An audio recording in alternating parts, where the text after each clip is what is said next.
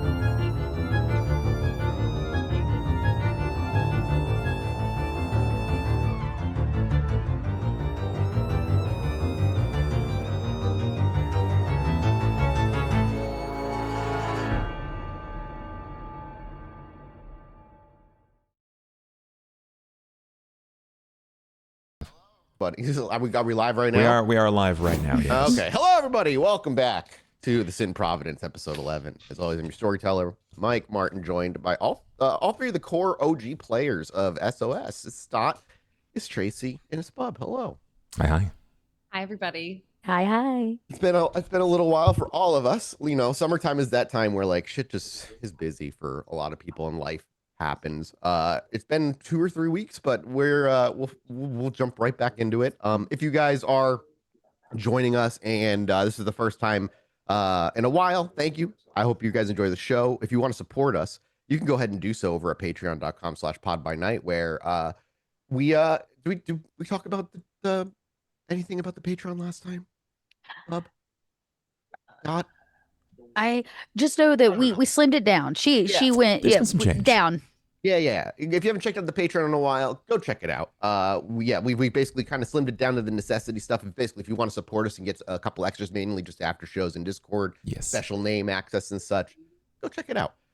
And you can sub right here on Twitch as well. And you get some emotes, and it supports all of the stuff that we do here on this channel too. Is there any big like things that we do want to cover before we jump in? Because I'm interested to jump into the game. It's been a while. Oh yeah, our Discord is totally free to join. Join our Discord. The community is huge over there. People always very, very active in pretty much all the channels. And yeah, you guys just help us grow by jumping in, sharing the show, and all that good stuff. And make sure you do follow our YouTube as well, because again, I will say it forever, the Twitch's back end VOD system limits how much we can keep now. So by necessity, shit will filter out as time goes. So head over to the YouTube, subscribe to us over at that YouTube, and all the VODs are going to get up and uploaded there either way. Is there anything else we wanted to cover or do? All right. Nope. Before we jump in then, as we were talking before the cameras went live, Dot, how about you tell us what the fuck we did last time we got together? Because I was trying to remember, and you had a better idea than I did. Give us a recap of what happened 9 months ago. Okay. So Elspeth was not there when we woke up the next morning, so we assumed she went back to. Yeah, she had some learning to do. Yeah. Janet and David packed up, had morning coffee, and packed up, and then we went to see Leon because we. Janet had hopes he could track down more information on Magpie in New York before we got there to make this an easier thing. Yeah, and Leon went through a bunch of just like roles and tests he had to succeed. To no surprise, we got there and Betty was already leagues ahead of us. And then David and Janet spent some time outside having kind of like a little bit of a personal conversation about like his art and trying to help him maybe figure out his place in all of this Camarilla stuff, whether it stuck or not. That was kind of the goal. And then what do we do, bub? You got there, you talked to Leon and Betty. Yep. And then I feel like we left at one point. I can't remember. Everybody needed to feed. There was some weird stuff. But the long and short is that Leon eventually got a location, which we believe to be Magpie's parents' house, which we don't know that he's even going to be there, but it's the best touch point that we basically have. And we technically left off kind of aiming to go to New York. New York. Yes. Okay, cool. And before we jump in, everybody do your session healing if you need to begin the session healing. And obviously, as we move into a new night, everybody can rouse. I should probably have the game open. That would be helpful. Yeah. Yeah. I'm not hearing the rolls. I'm like, what? We're so quiet. What's the likelihood I could have fed at my house? I'm fine with saying you fed at your house. Even if it's just one before I make this rouse check. What's everybody's hungers at right now? David is at 3. Okay. Oh yeah, I would imagine because I would imagine that night that you all went out, you probably would have. If you were at 3, you probably would have fed before you went back. I'm willing to say, we were going to figure out the whole feeding thing. Remember, it was the tea party. We went to the Toreador bar, and then we went. That's right. And then we went to the club next door where the guy wrote his number on David's chest. That's right. And he thumbed it off. Oh, no. Yeah. That's right. Tracy, you missed a great thing where David went to a club for the very first time. He went to a Fangs Out club, particularly. Damn. So he said he wanted to be around more of us. So I was like, cool, there's a place for that.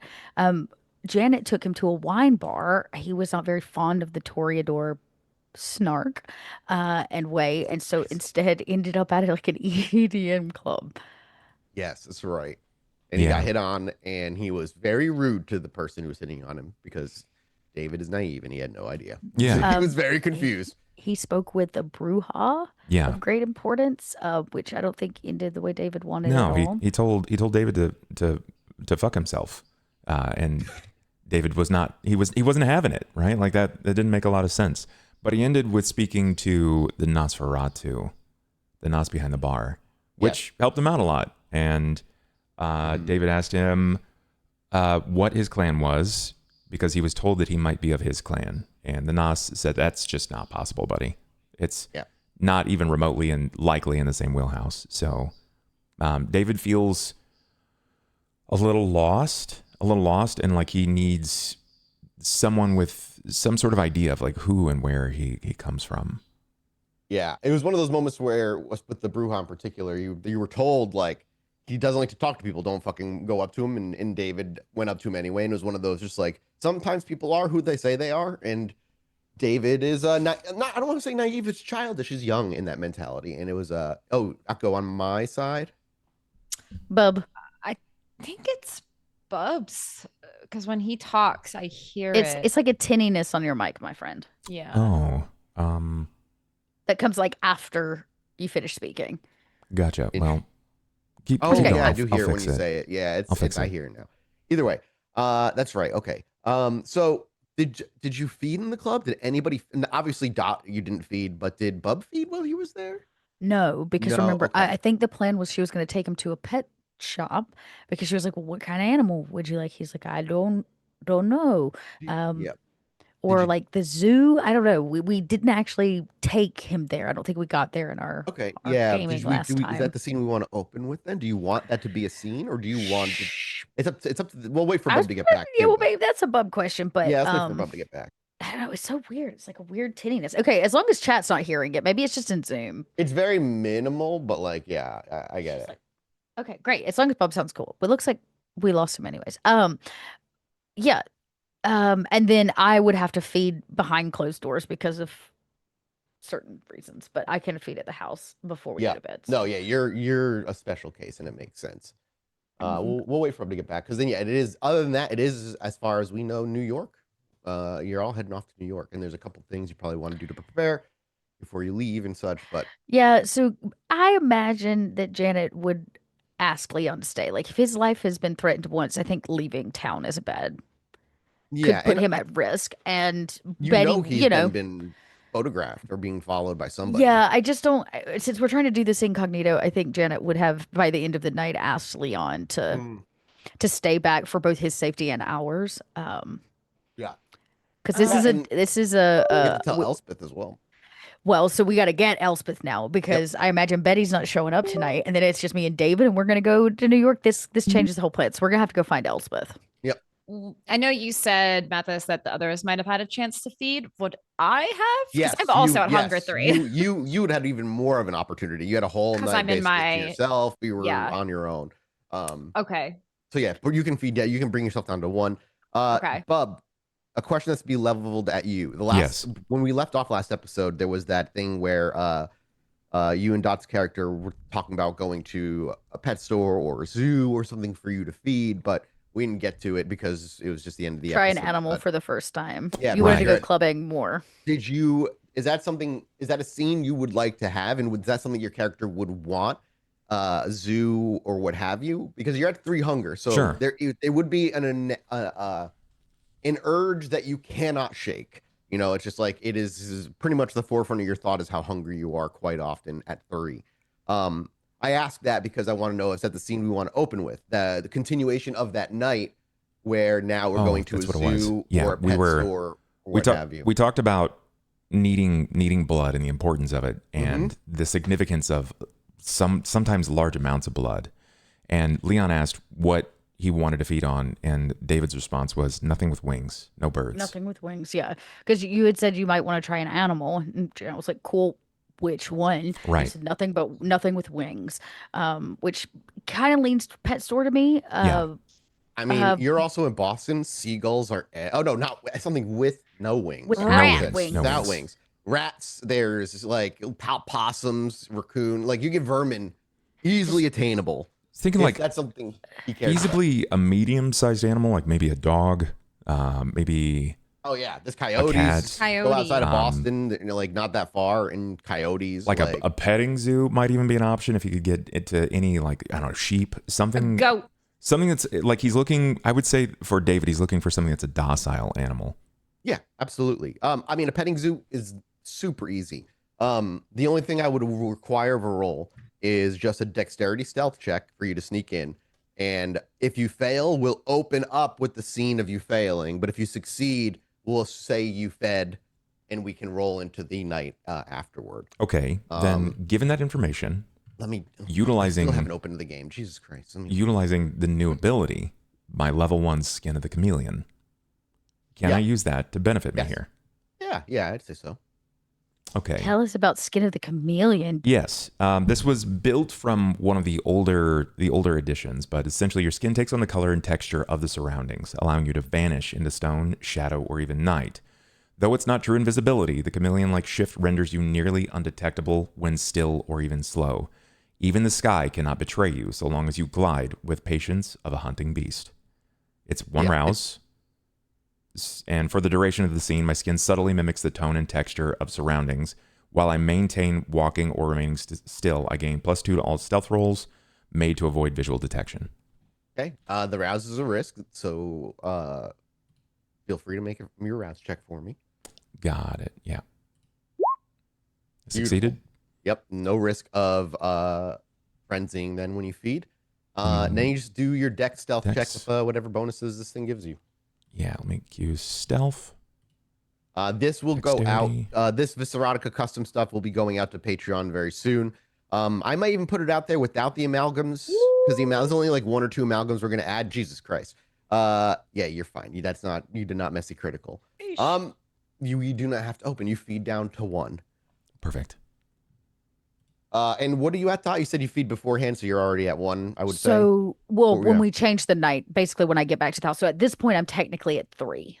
Okay, but you're going to get back to the house at night, feed, and then go to sleep. Right. But I guess for the sake of this scene, I would still be at 3. Yeah, there's nothing here that'll risk you frenzying, so we don't have to worry about it. We're not going to do a scene here where, like, he's rolled so well that he just goes in, feeds, leaves. Yeah, just sit on the curb and wait for him. Yeah, literally. And you would head back. So yeah, we'll open up with the next evening. So everybody make me a rouse check for this morning. Okay, so I did mine earlier. I got a 1. Cool. I got a single success. So cool. I'm good. Success. Awesome. Everybody succeeded, it looks like. No. No, that's not. Oh, that's not a success. It's a failure. Yep, that's a failure. Okay, so you're up to 2 hunger. No big deal. Okay, fantastic. And everybody do your session healing if you haven't. I don't think I need any except my willpower. So, I'm not going to open up without throwing this to you first, Dot. Would you prefer? Do you guys want to open up when you're? Do you want to open up the scene as you're like approaching her shop and like we open up there? Do you want to get together with David first? And you know what? How about in the car ride to Elspeth's place? Sure. I imagine it's a little quiet. It's just the 2 of us. All right, then. Betty's nowhere to be found, and Janet's just gonna say, "Honey, how was the petting zoo?" I'll say then. Let me do my usual. Come on now. Oh, I'm Without so further sorry. ado, let I'm me so set the scene. sorry. And we'll see what our vampires are up to, and we'll open up with the thumping of the tires as it hits a pothole that has been left untouched by the city for decades at this point. And while you know it's there, every once in a while you kind of forget and you hit it. And as the bump hits, so too does our camera snap in. And with that clunk of the car, we probably hear Janet curse under herself or something as she hits the goddamn pothole. Fucking speed bump. And a couple of orange lights cascade by the car as the conversation begins. So how was the petting zoo? It's interesting. I think when you ask that, there is a bit more of like it's not short or it may be more succinct, but he kind of gives you the nod of it's like it's fine or it's sort of accepted. And what does that look like, right, Mathis? I feel like maybe my headcanon is wrong here. Maybe I'm misunderstanding, but like when a vampire feeds down, it's sort of like a tension release or like something is calmed within them, and it's something that can be visibly seen, right? I feel like I've read that before. It's like the way I kind of think about it is like the easiest thing is like an itch, right? It's like this tiny little itch that just gets more and more prominent as it goes. And 3 is as far as it can go without you being on the verge of snapping and like scratching the itch, even if you don't want to. It's something that gets visible because it dominates your thought. It's the only feeling. It's hunger. It's hunger. And have you been super hungry before? You haven't eaten for 24 hours? Like that gnawing desire to eat, you amplify that in a supernatural way. So yeah, it's impossible to like. So when you do feed, it is relief. It sets back. You have control of your thoughts again. Everything kind of feels calmer. And at a 0 hunger, which is why it's very rarely done because you have to kill to do it. But at 0 hunger is the only time that feeling ever subsides. And because you only get that so rarely, when that does happen, it's so obvious how long that itch has been there. But has David been to 0 hunger yet since we've started? I think I started the game at 0. Yeah, you started at 0, but since not since jumped up, yeah. So it's been a month or 2 in game or so, maybe a month in game at this point. Oh no, I don't think it's been that long at all. I think it's been a couple weeks. Yeah, most like 2 weeks. Yeah. So I mean, did it, scratch your itch? Was it better than the lady in the park? I think it was easier this time, Janet. It was more peaceful. Well, that's great. I mean, it was a petting zoo, honey. I mean, it's supposed to be fun and joyful. It was a good choice. Do you care what you fed on in the petting zoo, as long as it didn't have wings, obviously? No, I don't think so. I think he probably wouldn't hunt as much as he would just let something come to him. Oh, dude, there's just a bunch of fucking goats sleeping. Sure. Fucking walked up to a giant ram with horns, probably, and just fed on that, is what I would imagine. Well, so, Or woke it up and have them come to you if you wanted. Like, that's fine too. Whatever you imagine David did. Yeah, I think he probably would just let something come to him. Yeah. I see this as a huge win. Big win. I think I like this more than in the park. Good. You should actually, enjoy something in life or your second life. I don't know if I liked it as much as it was just easier for my mind. I do not like to hunt, Janet. Well, you don't have to hunt it. There are some people that are very happy, uh, as you saw in the club, to offer themselves, you know. I do not think that the man with a gun will find the sheep that I fed upon and shoot it. No, the sheep will be fine. It'll be fine. He's just gonna take a pretty long nap. They'll probably, give him some hydration, a couple of, little barrels of hay or something. And I would say you rolled critical, so you definitely didn't kill it. You would be very aware of, like, you didn't bring it near death. You rolled exceptionally well. So There is something about what happened in the park that made me feel wrong. It did not feel good to me to feel like a predator. well, honey, you're leagues ahead of other men.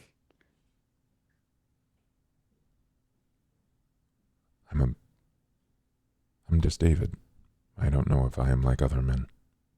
You're not, honey. I can promise you that. And I kind of pat your hand, the way mom does in the car. Like, no, you're not. No, you're not like anybody, which I think is pretty extraordinary. I'm sorry if the last few nights have been difficult, Janet. Oh, honey, my life's not difficult, not anymore. Do you trust others like yourself? The Ventro, I mean. Some. What if I'm the first of my kind? What if? That means that I would have no one to teach me about me. I just have to learn, and through failure. Honey, see, there's this misconception, right? That your teacher, your parents, your grandparents, any parental figure you can think of, your coach for soccer, all of it, they're supposed to teach you something, that they shape who you are. That's all lies. All they do is show you stuff. You always get to choose who you are and define who you are. No matter who you are. I got to. Elspeth gets to. You get to. You're not different in that regard. And honestly, sometimes having somebody tell you who you are can kind of break you. You have kind of a gift in that you don't have to worry about what anybody else says. You get to figure it out on your own, and you get to tell us. That's power, kid. I really do hope that you're right. Oh, I'm Janet, honey. I'm always right. I've noticed. She says, and look, lights are still on. Just like they was waiting for us. I'll kind of like pull up to the curb just a little too fast, like Yeah, the car kind of seatbelt check. Yep. As you park, I'm assuming you're parking like a block or two away from the store. And as you get out of the car, and our camera follows you out of the car, as the doors shut, our camera kind of zooms ahead those couple blocks, going by a few of the civilians as they walk by, some chatter of the night. And as we slip under the crack of the door of the shop, Elspeth, in the past, you had 24 hours essentially to yourself. Is there anything in particular Elspeth would have done, or is she more just she kind of like knows in the books, very much a studious individual? I'm curious if there was anything you in particular as Elspeth wanted to do during those 24 hours where you didn't have any interaction with the party. I'm curious. This is your time. Um, no, I think she probably at this stage would have been just in the books. Yep, fair enough. And you probably are tonight as well. Your sire is not here tonight. She's business to tend to. She's often, I would say, she's probably in store half the week, most anywhere between 3 or 4 days during the week. But as you're just kind of, you said your nose in the book tonight. I think Ivy is on front desk, and as the door opens, Ivy greets the both of you. Of course, her eyes linger on David just a little bit. And she smiles, but doesn't even recognizes both Janet and David, doesn't actually like greet you verbally, but just leans back to the back of the door and gently knocks on it. Says, Elspeth, your friends, they're here. And she kind of distracted a bit will get up, close her notebook, and walk to the front of the shop. As you open the door from the back room to the shop part, the jingling of the bell from the front door opening and closing is just finishing. And you do see both Janet and David walking in. Sans Leon and Sans Betty. Though you have gotten an application from Betty. I don't know if I told you this last time. Yes. But it's still sitting in the back, a paper application from Betty. What I do remember is Betty and I had a small chat about that previously. Yeah. And I said, do you actually want a job? And she seemed pretty serious about it. And you know what? She was able to detect the fact that there was a ghost haunting our shop. So Elspeth was impressed that maybe she has what it takes to maybe yeah, to join us. Show up though. Yeah, exactly. That's true. That's poor attendance would not. Yeah, she's got those Roman feet.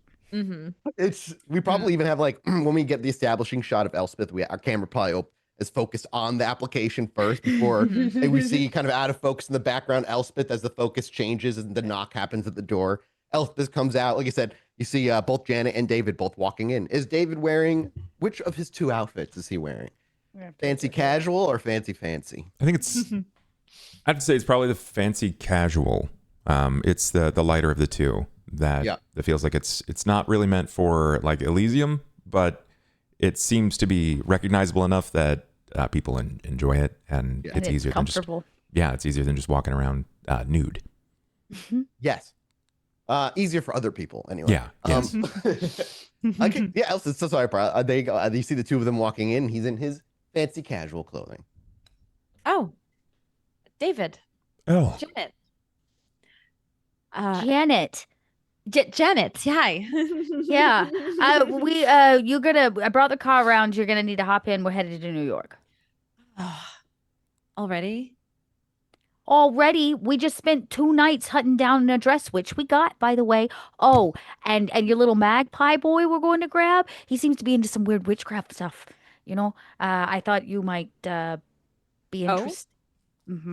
Okay. All right. So let me just get a few things. Do we know how long we're gonna be there? Oh, honey, this is in and out. Janet's not staying. Yeah, you're in hoping New for a York. night, I'm assuming, Janet. Okay, good. It's like a 4-hour drive to New York. Though if we take, we could what, never mind. Let me just get my things and then I'm assuming you're getting going right away, like as soon as the sun's down. So it's probably like 8 o'clock. Yeah, it's 4 hours there, 4 hours back. So 8, 9, 10. 11. Well, I'm assuming you're gonna actually make active drive checks to try and cut that time. Oh, for sure. And we're driving at night. Yes. Oh yeah, you're driving at night with no traffic. You have to worry about any of that. Yeah, which is true. Yeah. I want anybody who has it. It's politics, isn't it? No. I would accept either one. Intelligence, politics, or intelligence etiquette would both be feasible for what I'm looking for here, with the exception of David, who cannot make any of these. Unless... No, David can't make any of these. I got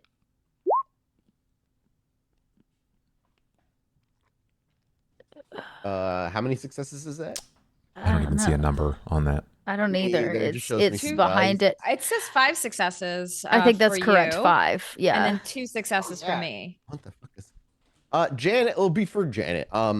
Mostly with 5 successes because you crit. It looks like actually. Yeah. Just as a reminder, maybe I can't remember if we talked about it, but as you're running through and Elspeth asks like how long we like planning to be in New York, and you running it through your head, you're like, oh hell, one night. Even that can run a risk. Because I imagine the plan is to go into New York and not announce yourselves. You're going in, scooping. Yeah, and we leaving. talked about that last Yep. time. That's correct. This is a Yep, grab yep. and bag. Yep. So to go over some of the dangers that you have to really concern yourself with is there are obviously cameras on New York streets. If they see potentially, if they see maybe a license plate coming in and out within a couple hours, that could trigger anything. But again, one night, low risk. If you can keep everything into one night, the risk is extremely minimal. The longer you stay, the more likely they are to realize you're there because of patterns built around you, like most likely. Yeah. So it's beginning of the night. We go 4 hours there. Could we grab him in the same night and make it back before sunrise? If he's at his parents' house, like you suspect, yeah, you probably could because you have the address. Like he made all the rolls and he rolled very, very well on some of those. So you have the address of what he hunted down. He had the choice. He had multiple different leads he could chase, and he honed in on this one old forum post that led to an old home that he believed to be his parents' house. So if he's there, yes. If he's not, what is your backup plan? Well, the backup plan would be that I would get us a hotel, something that's shitty enough, probably doesn't even have an exterior window, and then we wait till the next night, we case it, sleep overnight, get up the next morning, get the fuck out as soon as we can the next morning. That's worst case. Maybe we could stop off in like Connecticut or something on the way back. Connecticut? Why? It's just a halfway between New York and Boston. So Was we don't there have like a particular vitriol in Janet's voice when she said that, or is that just Janet being Connecticut. like, why? Why? Why are you Okay, so what? We crossed the line, so we're not inside the city, so by a technicality, we're not in trouble? Exactly. That's pretty good politicking. All right, fine. We'll stay in Connecticut. What, you want to Airbnb it? Whatever works. Bed and breakfast? Hmm. Oh my God. Everybody get in the car. Oh Barry my God. piles in. I imagine who's shotgunning? Is it David? No, he'll move to the back. It's fine. Okay, who moves in the back? That's fair. So you all get in the car. You start the drive. Is there discussion of like a plan B? What happens if he's not there? What is the plan with the parents? Because that was never really discussed. And I don't know if that's something. We'll have to discuss it in the car. Oh, You get in the car, you kind of roll away. Elspeth double checks she has everything. She says goodbye to make sure the shop's good in hands. They'll take care of it, no problem. And you start beginning the 4-hour drive. All right. Let's just rouse for this drive, because the sooner we can get there, the sooner and happier I will be. Okay. Oh, a success. Okay. What do you want? A dex drive? Yes. That is a dexterity drive check. And then how do I add 2 regular dice? Roll it. So that comes out to 1 to 4. 4. 4. Yeah, 4 successes is very, very good. You're basically going to cut the drive nearly in half. You're probably going to get 2.5 to 2.5 hour drive to maybe 2 hour 45. Damn. All right, buck. we are hitting. Fuck up. Okay. You're driving Everybody fast, dude. buckle up. We're riding the Hov lane. Yeah, exactly. Let's go. Yeah. So I hit the road very quickly. The long and short of it is Leon hooked us up with this address, right? It looks really weird on some kind of map that he's got. Something about it. It's like a blackout zone. We found out Magpie, he likes to frequent and buy some weird things from like no offense, witchy shops. Yeah, no offense. And the address with the blackout location is confirmed to be at least his old home, the one of his parents. Um, Okay. The yeah, other last little bit that I'm just remembering Leon got, it was, remember, that house is like a blank spot on the internet provider, or like a bombcast or whatever the fuck they're using. Like, for whatever reason, there's service being extended there, but there is seemingly no address. It's been removed from the network. like it, you know, black hole or whatever. So it seemed like probably that's where we're going now. In truth, I do not have a plan of attack. Um, a few weeks ago when I asked if your shop had chloroform, this would make this so much easier if y'all had actually just had a good stock of it. But we're gonna need to get in and get out. Um, okay, so a snatch and grab. That's okay. So maybe David should be the one doing the grabbing because you know, Because I know probably him. you know him and you're also strong. Oh, yeah, Stronger. this is true. Okay. Out of curiosity, Janet, on the drive in, are you actively avoiding tolls in cameras on the highway? Or are you going this side? You're actively avoiding them. Okay, no problem. We'll have that roll in with your dexterity stealth, with a dexterity stealth check later. Or that was already rolled earlier. Continue, keep talking. You said David's gonna be the one that grabs him. David said, Yes. because I know him. Are we not supposed to introduce ourselves into the domain? Technically, yes. Only if we're staying overnight. Yes. Okay. Then we hope that we can find him immediately. Mm-hmm. Yes. If he's not there, we try to track him down. Why don't we just set a trap? He'll come back to the house eventually. Oh, that's a good idea. That's a good idea. Or my second thought was I was hoping you knew a little bit of something about some of maybe the witchy shops in the area because if he's gonna shop, he'll do it nearby wherever he's staying. So maybe we'll find him that way. I could try. I've never. I think I've been to New York like once when I was like a teenager, so I don't really know the shops, like it's not something like that I just have a contact book of all the witchy shops in New York. So that might be a problem. I don't want to. No. You're muted, by the way, Janet. Just saying it looks like maybe well, before we worry about that, we should probably worry about Mathis's rolls for the tolls. Don't worry about that. Okay, You're don't not worry doing about tolls. it. You said you're avoiding tolls. Oh, perfect. Oh, okay. I thought Yeah. you were rolling to see if it did. Okay. No, you're avoiding tolls. That first roll actually is wrong. That was with tolls involved. I had to remove the tolls because you avoided them. So I was rolling a different pool. So that bottom pool is the one that counted, not the top one. So Look, I like this idea of setting a trap if he's not there for some reason. why do call it gray matter? Why are we after him again? I know this. Oh, after Magpie?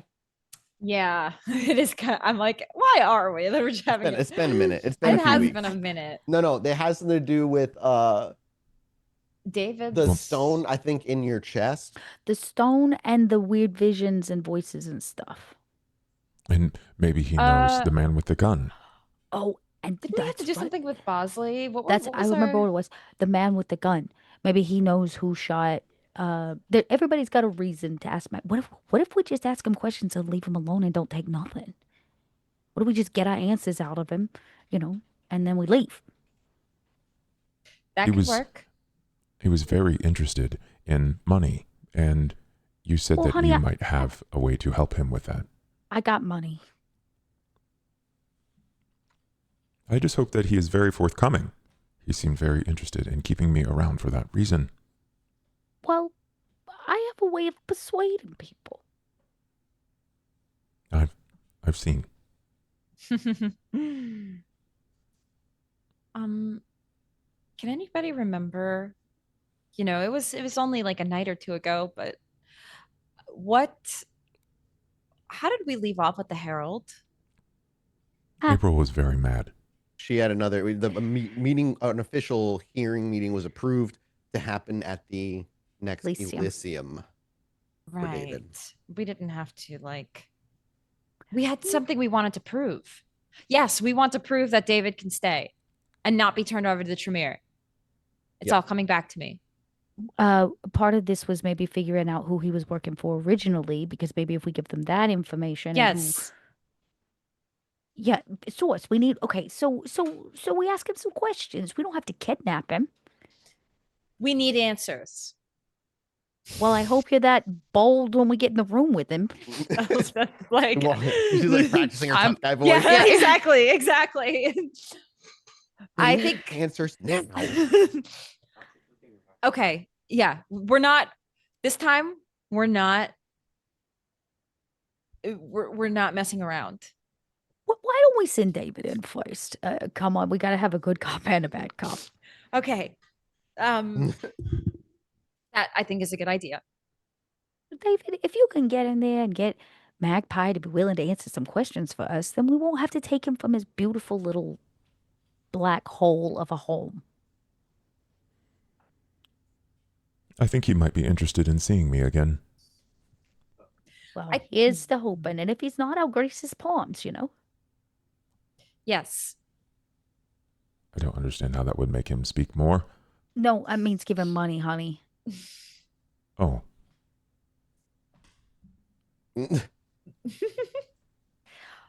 Well, this just got sufficiently awkward. So what's the deal here? So I'm going to park like 2 blocks up from the house. Yeah. David, do your very cool camouflage blending in thing. So nobody sees you. Go up to the door and knock. As we like the cars driving into like what this area looks like a New York City suburb area is like a lot of colonial buildings, a lot of like split levels or duplexes are pretty big out there. You look, some of the streets, not all of them, have like those narrow tree lines that run down the center of like the boulevard or the street. But their property space is very minimal. There's a small backyard for most of these, but the houses are pretty close to each other. And as you kind of approach the house about 2 blocks up, you probably do a couple of loops, I imagine, to identify the house. You just see a house that is a freshly painted kind of dark green that sits with its front light off. And it seems like there's no activity in the house happening right now, likely people in bed. By the time you get here, it's about like 10:30, 10:45, getting close to 11. You do a few loops. There's lots of cars parked on the streets and such. But eventually you'll find a spot a couple blocks away. And as you park up, the question is when Janet says, you know, you want to send David in first. That's what you want to do. It's that mailbox right there, the number 1643 right there. Just go right up to the front door and give it a knock. If he's willing to chat with us, you come outside and just give us a signal, okay? Do I still have to blend in? There is no one on the streets, Janet. Little thing about Kindred. You're not the only one that could kind of be camouflaged. Always assume somebody's watching. I understand. At least till you get inside the house. Will it not be strange then if I knock and no one is there? Well, when he comes to the door, you can show yourself. Oh, I understand. Okay. You got this. Okay. Okay. David says, okay, a couple times, and then opens the door, I imagine, and leaves. Yes. As he opens the door and walks away, is there anything that Janet and Elspeth want to discuss, or do we just follow David? He's got this, right? I think he's got this. He's got this. I have faith. Yeah, sure. Yeah, he's got this. And so watch him in the rearview mirror. Yeah, exactly. And so we watch David walking away through the rear view, but our camera will actually go into the rear view and catch up with him as he approaches this dark green building with all their lights off. Has the numbers, the address 67 on the outside. And as you walk up to it, there is a doorbell, and there is a door. Obviously, you can knock on the door. Also, can I get from you, David, intelligence technology check? Sure. This is awful. Ask for my worst roll. Let's go. Here we go. No successes. All right, so yeah, you see the doorbell, and there's like the storm door, and that opens up to like that like kind of aluminum storm door that opens up to a regular door you can knock on. There's no knocker on it. What do you do? It's a 2-story. Not a 2-family, but a 2-story. If he doesn't grasp the concept of like the doorbell itself. No, he does. Okay, then that's not what that was for. Okay, sure. Then I think I would just press the doorbell if that's the case. Yeah, you stand there for a minute and you look, maybe probably wait. Do I knock? Do I walk in? Do I ring the doorbell? And you settle on the most polite and hit the doorbell. After 2 or 3 seconds, one of the lights upstairs gets flicked on. I imagine Elspeth and Janet could see that at the very least. You see the light of one of the windows on the second story flick on from the distance of where you're at.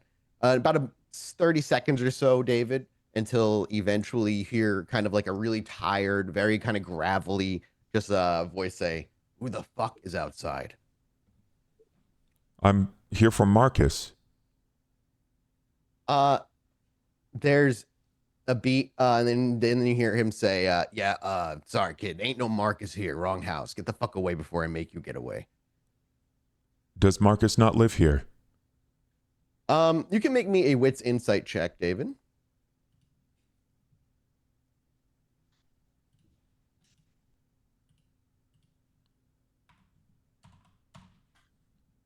Okay.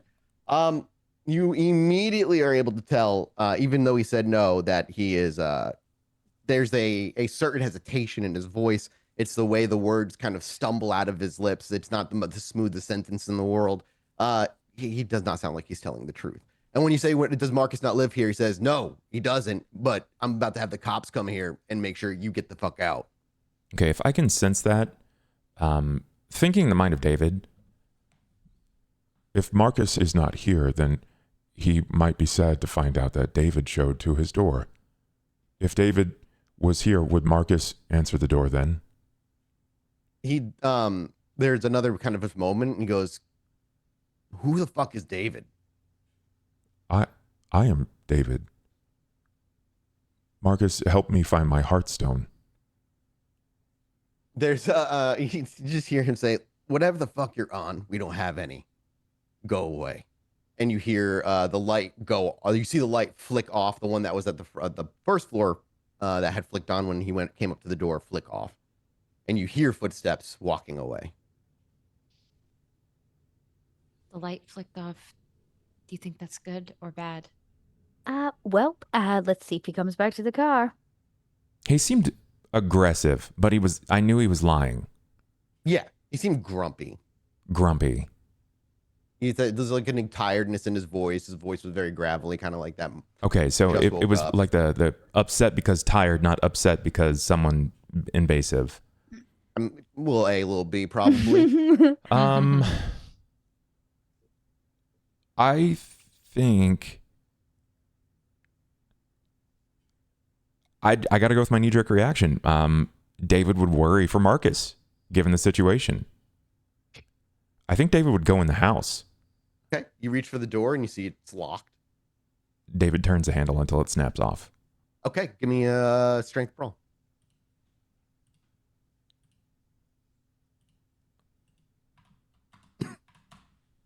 Three successes. You open the storm door, and as you reach for the handle, it's locked. But like you said, you just keep turning until eventually the whining, creaking of the metal gives into a snap as the door handle comes off in the palm of your hand. A couple of the screws fall out of the door by your feet, and you're left with like the door knob in your hand as the door itself would creak open if there wasn't also a deadbolt at the very top. Okay. You see a little hole now. You can stick your finger through where the door handle would go. Can we see him doing this? No, you're 2 blocks I two thought blocks so. away. I thought not. Yeah. Um, You would like I said, you would have seen the light go out upstairs. then So yeah, you know, I mean, okay, so you know that there's a deadbolt. You can see the flat metal part on Yeah. your side. can I push it open? With just like a raw strength brawl check. Yeah. I'm not trying to like cave the No. door in, but I just want to see if I No. can just with I know force what just you're trying push to it. do. So strength brawl again. Mhm. You got it. Let's see. So the 4 door handle successes. comes apart in your hand, and you like realize it's deadbolted. So you kind of put your hand on the door, and you just slowly just start put more and more pressure until eventually you can hear the wood that it's deadbolted into kind of creak a bit as it strains until eventually you hear it fracture and crack, and the door swings inward. Then I just walk in. I walk in the I need house. to make a roll. Actually, let's see if he heard that. He's upstairs, so he's Well, gonna have he a hasn't smaller come pool. back yet, so that's a good sign, right? Okay, he did not hear you. You walk into the house. Sorry, go ahead, Janet and Elspeth. Just speculating. I think maybe it is a good sign. Yeah. We have to trust at some point he can handle these kinds of things. He's just going in to talk to somebody, right? Yeah. That's what I thought. We hard cut back over, and as you step in, it's like this little like foyer area that's like a little tile stuff where people leave their shoes and their coats are hanging up and such. Then there's just another storm door that leads into their more kitchenette area. You walk in, and you can actually smell the lingering leftovers of a stew that had been cooked earlier this night. You can see there's a little bit of like a mess near the stove that has been fully cleaned up. But as you walk through, I'm assuming David doesn't care too much about that. What do you do when you walk into the kitchen? As you walk into the kitchen, you know, it's a decent sized house. You're going to walk into the kitchen, and the kitchen kind of gives way and becomes like with a dining room all in one Sure. area. It's not like a dining room, a dining area in the kitchen that then is all hardwood and then gives a way to a carpeted area that is also the den. That's all kind of just like the same stretch on the first floor, and then stairs that lead up to where the bedrooms would be. And then there's a shut door with stairs that lead down into a basement. Okay. The first thing David would look to see were if there were any shoes at the front door and how many pair. Okay, yeah. You just look down and see the shoes. You see, you would see, I would say, let's see, we'll say you see like 5 pairs of shoes. You're looking for, I know you're looking for in particular. Go ahead I'm and make me just a particularly wits- looking to see if there wits are any, awareness. if there are different sizes of shoes. Yeah, give me a wits awareness Yeah, check as you you're got quickly looking. Wits, awareness. 3 successes. Yep, 3 successes. You look down at the boots and at the shoes, and you see there is a single pair there that doesn't seem to match with the other 4 in that they are like you said, different size than the others are. Okay. There are 2 that are 2. There's a pair of boots and a pair of shoes for the husband, a pair of boots and a pair of shoes for the wife, and then just a pair of sneakers there. All right. Then I glance into the kitchen area and that rear side and see if there was any kind of movement. And if I don't see anything, then I head upstairs where I saw that there was movement. I know that there's someone upstairs. Yeah. You move into the kitchen. You said kind of just looking the area through. You can give me another wits awareness. Yeah. Looking for movement. 2 successes. 2 successes. No, nothing's moving down here. There's also no evidence of a pet. There's no like dog bed or cat bowls or anything. So as you move your way through the house and you see the stairs leading up, you just start making your way up the stairs. Now, are you actively being silent at this point, or are you just kind of walking with heavy feet? That's a great question. David's built physically to endure, but I established the headcanon of him being sort of like a hider, a runner. Mhm. So I think he would probably very padded foot, like very light on his feet as much as he can be. Give me a dex stealth check, please. Yeah, I can certainly try.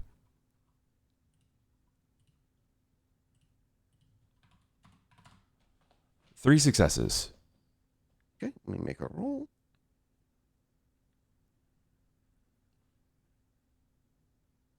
2, and then I make one more. 2. Okay. You start making your way up the stairs, and it's a narrow stairway, and it's a pretty narrow hallway when you get up there. More, like I said, kind of a colonial. And as you walk up there, there's a door at the end of the narrow hallway that would lead into the master bedroom. A door on the right, pretty far down the hallway, that is another bedroom. A bathroom, which is your first door on the right, and then on your left-hand side would be another door to another bedroom. I want to listen for any movement up here. Okay, go ahead and give me a What's awareness? what's awareness? Yeah. 1 success. Okay, you stop for a minute at the very top, and you kind of just like, do you want to re-roll any of those? Actually, you have like No, technically 4. Okay, cool. You stop, you walk to the top, you stop for a minute, you're just kind of like listening for any noise. Yeah. And I would say with 1 success, you hear a light snore coming from the master bedroom. To the far back of... Mm-hmm. Okay, then I want to move to where I saw the light and heard the voice. So to the, to the front. Yeah. That would be over the master bedroom. Okay. So you're walking down to the master bedroom area. The door is shut, obviously. As you get closer to it, you can actually hear, on almost near mute, the backgrounds of an infomercial going off on some TV. As you get to the master bedroom, what do you do? And I just hear like the light snore. The light snore in the kind of mumbled talk of an infomercial. So somebody's in there clearly, at least one person. Okay, and the other rooms, you said that was the master. So there's doors were shut. There's a bathroom, first door on your right, second door on your right, bedroom, and then the only door on the left, bedroom. David's getting like really mixed emotions, right? Because he feels like there was something that was very aggressive about that response, particularly the detection of the man lying. Mm-hmm. But now he's feeling like things have sort of settled. So it's a gray area for him. He's like, what do I do? Is like, I think he pauses for a moment to sort of relax and then realize that it was wrong for him to invade their house. So out of a moment of pure naivety and 8. Take a stain. Okay. Breaking and entering. As you come to the realization that you're like standing in their house. Oh my God, I'm a terrible person. Take a stain. That's a stain moment, okay. I think, for David in particular, unless you disagree with me, and I'm willing to hear the other side of the argument. I think it's because he still thinks Marcus is his friend. Right, I know. And he was willing to risk himself in harm's way to help Marcus. But that's the only argument I have. I don't think I would change it. It's not going to change because that's just what David would do in that moment. Yeah, he finally feels a moment of guilt for a second where he's like, oh, I just broke into these people's house. Yeah, I think so. Ruined their door. They will have to pay for that. I believe at this moment, David would Elspeth and Janet, can I get a wits awareness from both of you? Continue, David. In a moment of naivety, David would knock on the master bedroom door. Okay. Can you also give me a wits awareness, David? Yeah, of course. I got 2 successes. 2, okay. 3. Okay. I'm gonna willpower that. Oh yeah, you guys, any of you want to willpower any of those? Let me know. I can't tell which of the dice you're rolling in that new way you roll it is hunger and what's not hunger dice. The hunger's always red. I got 3 successes. Hunger's red. Oh, okay, cool. It'll be the last one. Awesome. 3 successes, you said? Yeah. But you're reaching forward for the door. So you reach forward and you just immediately knock on the door. Yeah, it's like he goes to push the door and then he has that moment of like, oh my God. Yeah. Then knocks. You knock on the door. And then with how many you said you rolled? 3 successes. 3 successes. As you knock on the door, obviously Elspeth and Janet, this is not what your roll was for. You see the light go back on. And you would obviously the light go on under the door, David, but you would then hear with 3 successes a kind of not full whisper but quiet voice from a woman saying, "Did you was there just a knock at the door?" And you hear nothing else after that. The light's on again. You think that's a good thing? That's still a good thing, right? That means maybe they're talking. Maybe you let him in and they're just move to a different. I mean, it was the same light in the same room. I knew this would would go well. fine. Yeah, it seems to be going fine. I mean, no panic or gunshots, so And no police sirens. no police sirens. I say David's really just knocking this one out of the park. After you hear the like mumbled voice, David, it's just silence for I'd say a beat or two. Sure. Would David fill the silence, or would he let the silence go? No, David would definitely speak. He's learned Okay. that pregnant pauses lead to many challenges because he's not aware of when it's important to pause and not. So I could tell that you were lying, that you do know As Marcus. soon as you say that, the wife screams at the top of her lungs at bloody fucking murder. Meanwhile, you hear the husband also scream, but like cut himself off. He goes, "I knew this day would come." And What the fuck? David, give me just because you don't know what's about to happen. Give me just a 1d10. You don't get a defense roll against this. The woman screaming. Elspeth, with 3 successes, as this is going down, you see a couple blocks out. It's hard to see from where you're at. There's a tiny figure running across the street with like a hunched back. This looks like they might be carrying something. With 3 successes, you don't see details. You can't really tell the details. You just see a figure running across the street. David, with 1d10, I'm gonna roll my dice real quick. sure. 2, 3, -1.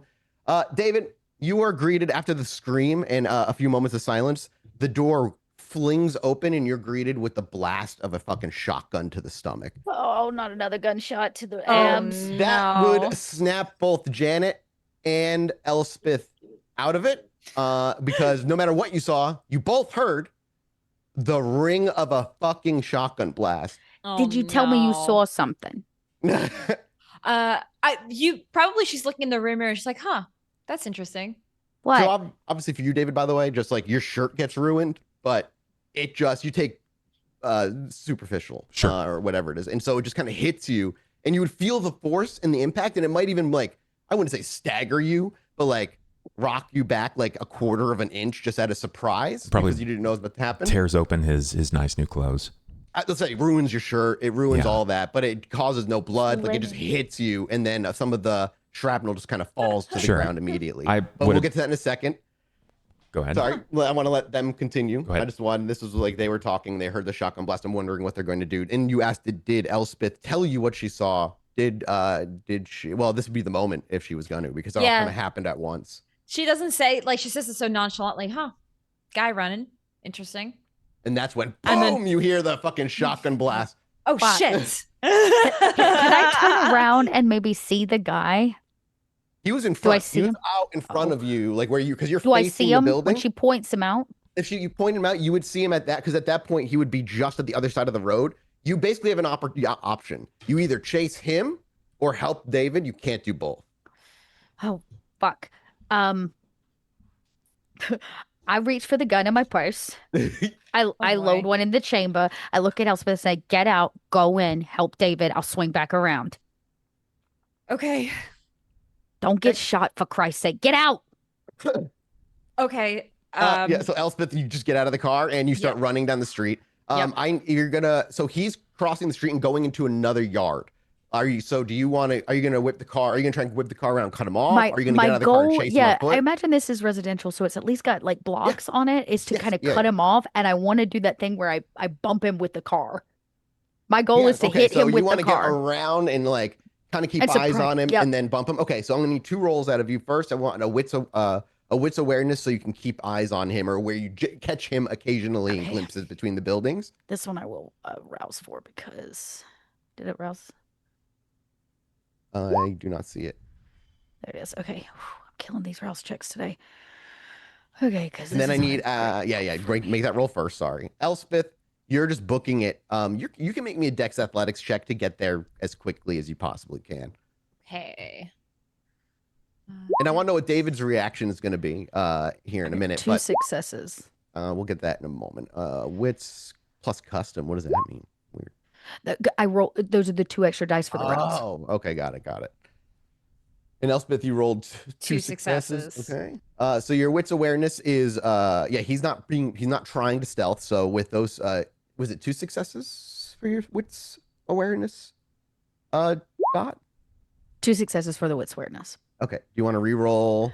So can reroll that what? is 2 of a those? fail. So I get hungrier. Yeah, actually, I could re-roll 2 of those. Let's actually do that before I get too deep into my Because, drive. it could be a 2 difficulty you're at, but it's, it's more likely a 3, and that'll That gives be me a your third 3. success. Yep. So you're able to keep Um, eyes on him. okay, so The I next I would need is roused, a dex drive check to and properly like maneuver to like cut him off. and I roused for that one too. So I got 1, 2, 3, 4 successes. Okay, so you will. We'll get to that. Obviously, Elspeth, you're running, but let's get to David as we cut back to David. And as the shotgun blast goes off, you would just hear, "Oh my God, you killed somebody! Oh my God, my husband, he killed somebody!" And like you see her, she's not even looking. She's covering her eyes. She's turned her back. She's becoming hysterical. And she's like, "I can't believe I'm gonna go to jail. I'm never gonna believe you." Meanwhile, this man is looking at you, and suddenly you watch the gun go somewhat tilted, like limp in his hands, as his jaw slightly drops as he looks and sees you not injured, not moved, not hit the ground. What do you do? I activate toughness. Okay. I've already roused for that. And I look to the man. Please do not shoot me again. I do not like to be shot. And do you want to spend your round basically to be doing that? You can make me do you want to try like a manipulation persuasion or charisma persuasion? Yeah, I think that's fair. I would try to do that. It's a moment of where remember, he's in a different mindset than you are. Right. So make that roll for me. You said charisma persuasion. Yeah. Okay. Because I don't think you're trying to manipulate him. No. Not David, not yet. No, You're no, not no, that no, no. broken yet. I'm really gonna lean into my merits on this one. So don't be surprised about big die pools. I have like nothing in persuasion, but courtesy of That's being fair. stunning and what have you, this is really big for me. Here we go. Persuasion, charisma. Why am I not finding it? Do you have There it a is. stunningly beautiful or anything that could help with this? Yeah. It's at, like my pool is about to be big, but I have nothing in Okay. persuasion because of this. Yeah, that's fair. 4 dice. And For you could success. reroll 2 if you wanted to reroll 2. Yeah, I think it's about providing some sort of levity to the scene and calming them. So I think I will power. It's a tense moment. It makes sense. So 5 successes. As 5 is literally what I wanted out of this. You needed something really, really high to even get through to this dude. And you say, "Please do not shoot me again." I do And not while he like to be doesn't shot. say anything, the gun continues to remain not directly pointed at you as he remains stunned. Whether he is listening to you because you've convinced him or it's still shock, it's hard to tell. But he does seem to have at least taken your words in. Meanwhile, the woman is still hysterical. She couldn't hear you through her own shouting. So you couldn't hear anything. Elspeth, as you're running down the block, a couple of the houses, lights are flicking on. Obviously, boy. people would have heard that loud bang. You would know, and obviously Janet would know too. You're on a timer at this point before the cops get here.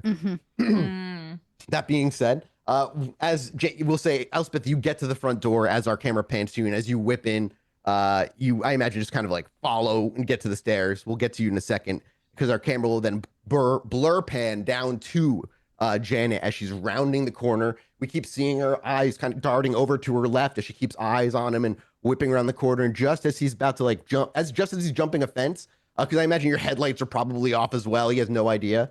Just as he's jumping a fence and about to come out into the street, you probably jump that curb with him, and just as he jumps it, you take his legs out. I'm assuming, are you trying to hit him and I'm you're not trying to gonna do run damage him to over. I want to just hit him enough to Bump him, go knock get him over. go get him. Yeah. Yeah, I'm gonna give him a Dex Athletics, not to get away, to see how he lands. He's not very Dex or athletic. Hey, he does hit the ground and then roll before he comes skidding on his side. He's still fucking on the ground. He doesn't get up from I there. sling the car door open. I make Our double. camera, sorry, our camera follows him as he slides, and as he comes to a stop, our camera whips around him, and then it focuses on the car as we see the front door fling open. The light's probably now on him, and we see your silhouette step in front of the headlights as you're moving so he forward can't to see him. me. Yep, and I then make we sure can hear he him like knows groaning. very clear there's a gun in my hand. Whether I check the chamber again, but I make sure he knows that it's pointed at him. Is it Magpie? Yes. as you Of get course up it to is. him and you Yep. see him. His backpack slid off of his shoulder when you hit him too. So it's like his backpack's like a perfect. couple feet away from him. But as you walk up to him, he's like clutching at his chest. I kind of click with my heels over across the asphalt. I scoop his backpack up, Yep. keeping the gun pointed at him, and I was like, "So you got two choices here. I can put some metal in your head. I'm gonna tell the cops that you tried to rob your parents, leave your body here, blame it on your dad. He shot you, and all of that. Or you can get in my van and answer a couple questions, and then I will give you and your parents so much money that you're not even gonna be worried about what happens next." He is just groaning, air knocked out of him, and he you don't know if he's agreeing or not, but he ain't moving. He's just like, Okay, I'm gonna take that as a solid yes. I'll participate in your little activities tonight, and I'll go over and I'll grab him by the scruff of the neck, and I'll just start yep, just trying drag to him. drag him.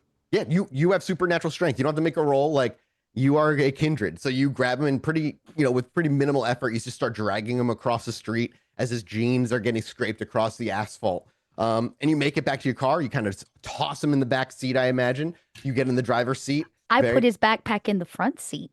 Keep his backpack in front. You get in the driver's seat, and I imagine you slowly start to drive away as you're about to start asking some I'm questions. headed back to the house. Yep. But yeah, we cut back to Elspeth and David. David, you can make me a wits awareness, David. The other two can't. The two NPCs can't.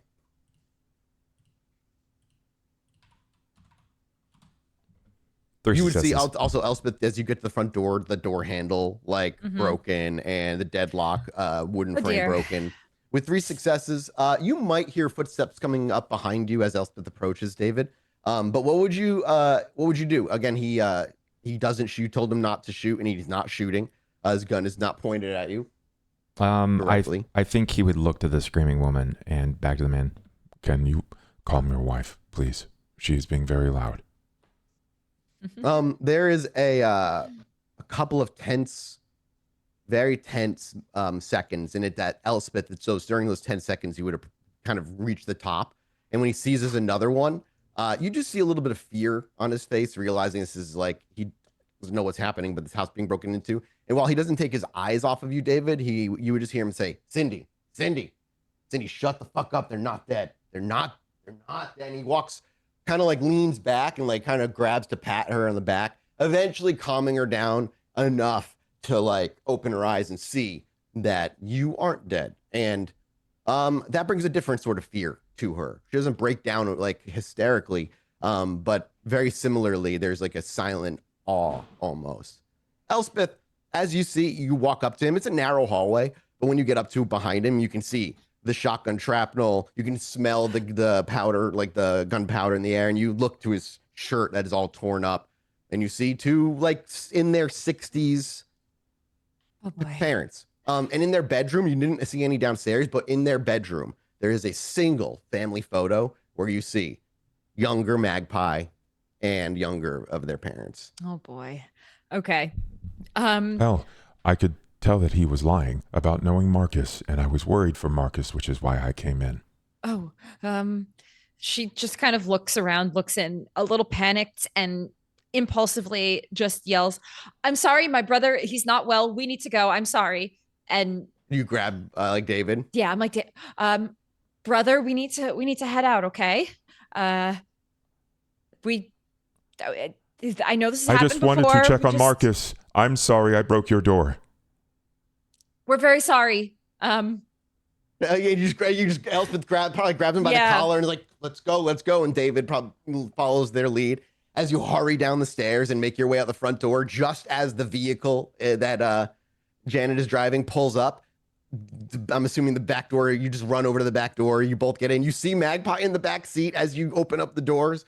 And as the doors shut, with Elspeth in the front and David in back, I'm imagining, the car starts driving away.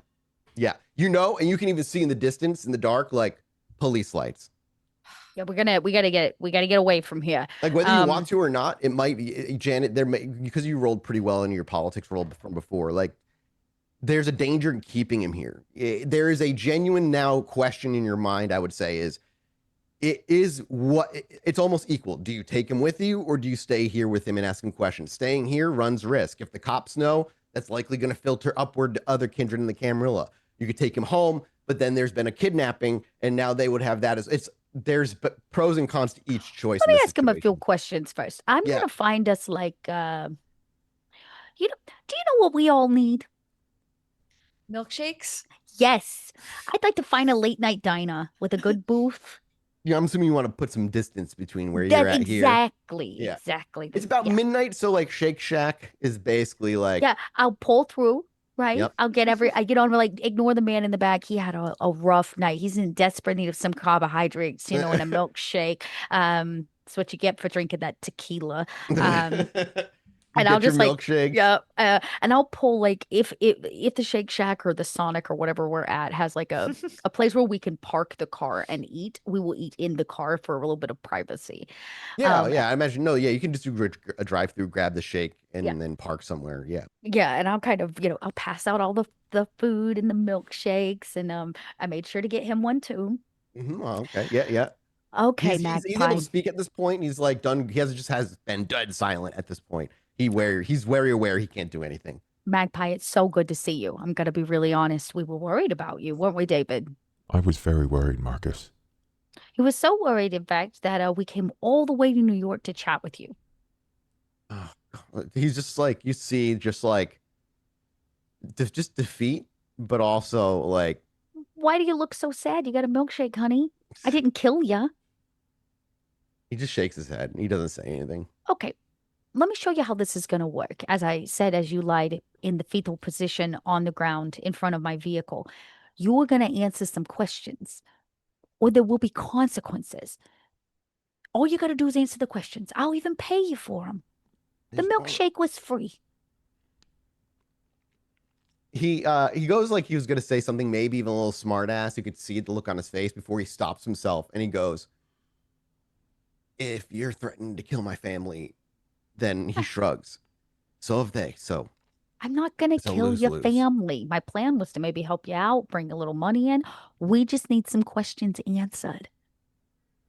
he shakes his head. He's like, "I can't promise you I can answer a goddamn thing, but go ahead and try." And then Well, at that point, he finally looks to David and he goes, "You look good, David."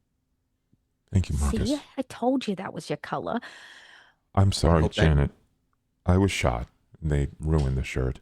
I heard, honey. It's okay. We can get you a new shirt. That's when he suddenly kind of like snaps. He's like, "Are my parents okay? What did you do?" Because remember, he bounced. Those were your parents. So you do care about them. Did Is your mother Did Cindy? you just show up at a random house and just assume I was gonna be there? Like, of course they're my fucking parents. I'm back. I was never supposed to see you guys ever again. Well, Seems like You you know. got in with a bad crowd then. He shrugs. Maybe. The men with the If shotgun. you're here to ask me who the fuck they are, I'm gonna tell you right now. Don't know. Literally, don't know. That was part of the fucking deal. I removed them from my memory. Literally, I cannot answer you that question. The men with the shotgun and Cindy are alive. I did not hurt them, and neither did Elle. You see the tension literally release off of him, and he just says, "Thank you. They have nothing to do with this." They did shoot me, though. Yeah. okay, I let's guess start at the that's- beginning. What did you put inside of David's chest? He shakes his head. I wasn't really fucking informed, other than that it would like make me like send him to where he's supposed to go, and I'm done with him.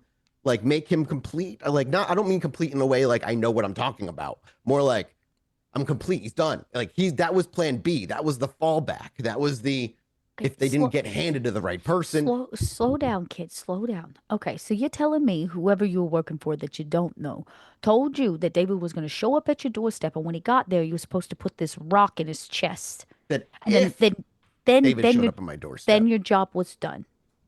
and if David showed up on my doorstep, he would show up with the rock, which he did. And I imagine that this well planned boss of yours would also have had a plan if he did not show. What were you supposed to do if David didn't show? Well, that just meant that the job went right, and Plan B wasn't needed. I would have been gone. I never would have met you. I would have been here in New York earlier. What do you mean right? I don't know. I was Plan B. Okay. Fee. You got paid for this job. Yes. You don't know who paid you. Not anymore. How did you erase your memory? I could explain it to you, but it still would make no fucking sense to you. Pretend it does. Magic.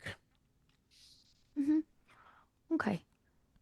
Transferred Magic my can memory be- to a hard drive, then I destroyed the hard drive. Where are the pieces of this hard drive?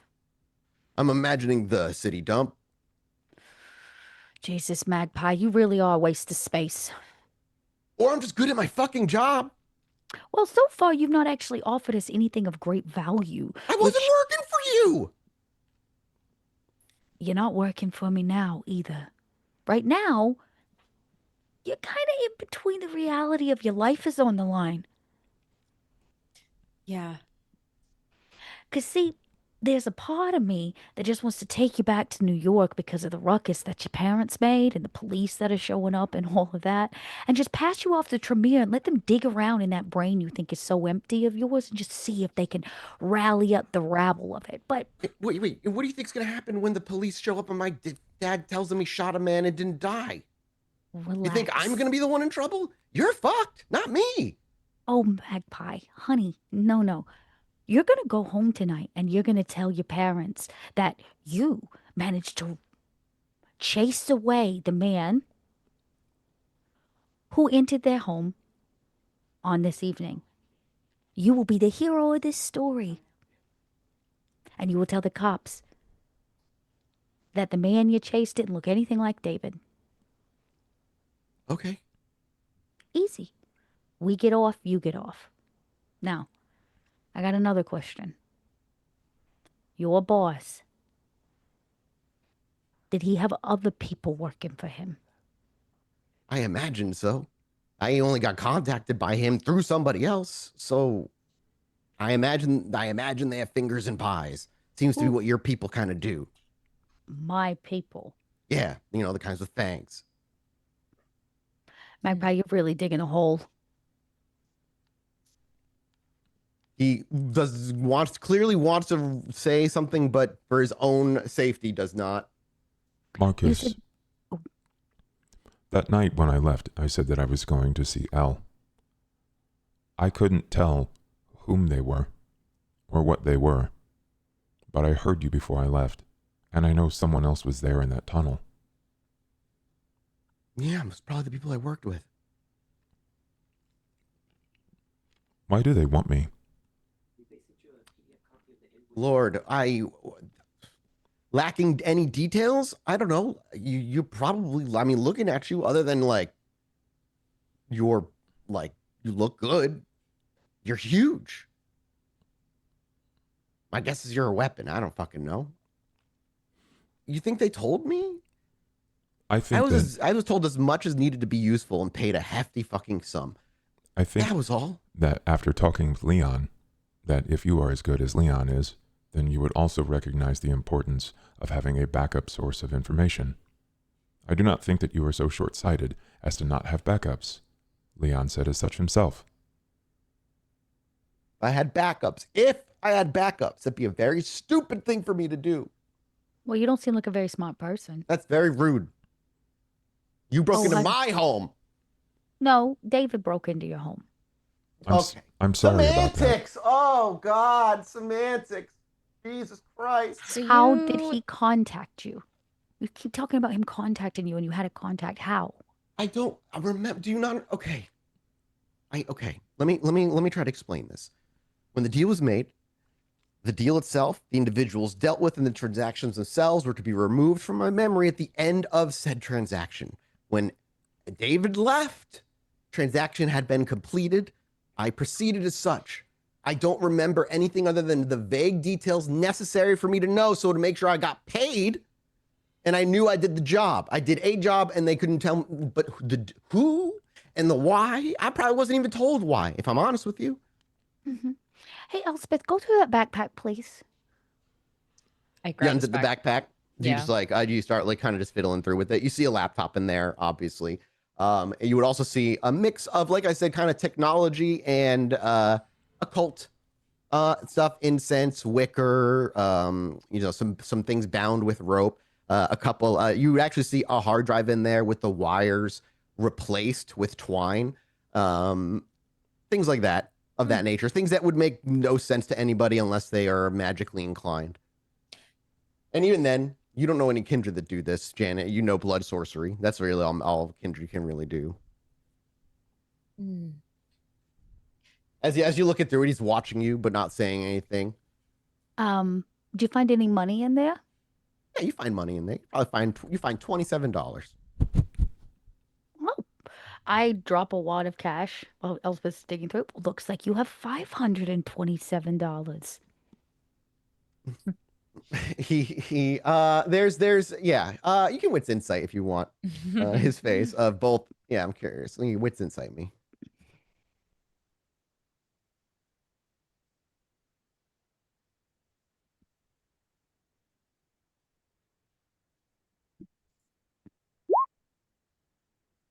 I wish it didn't put the successes behind. Yeah, it didn't always do that. You got 2. That's 2 successes. Okay, cool. 2 successes. It's pretty easy to read on his face that there's like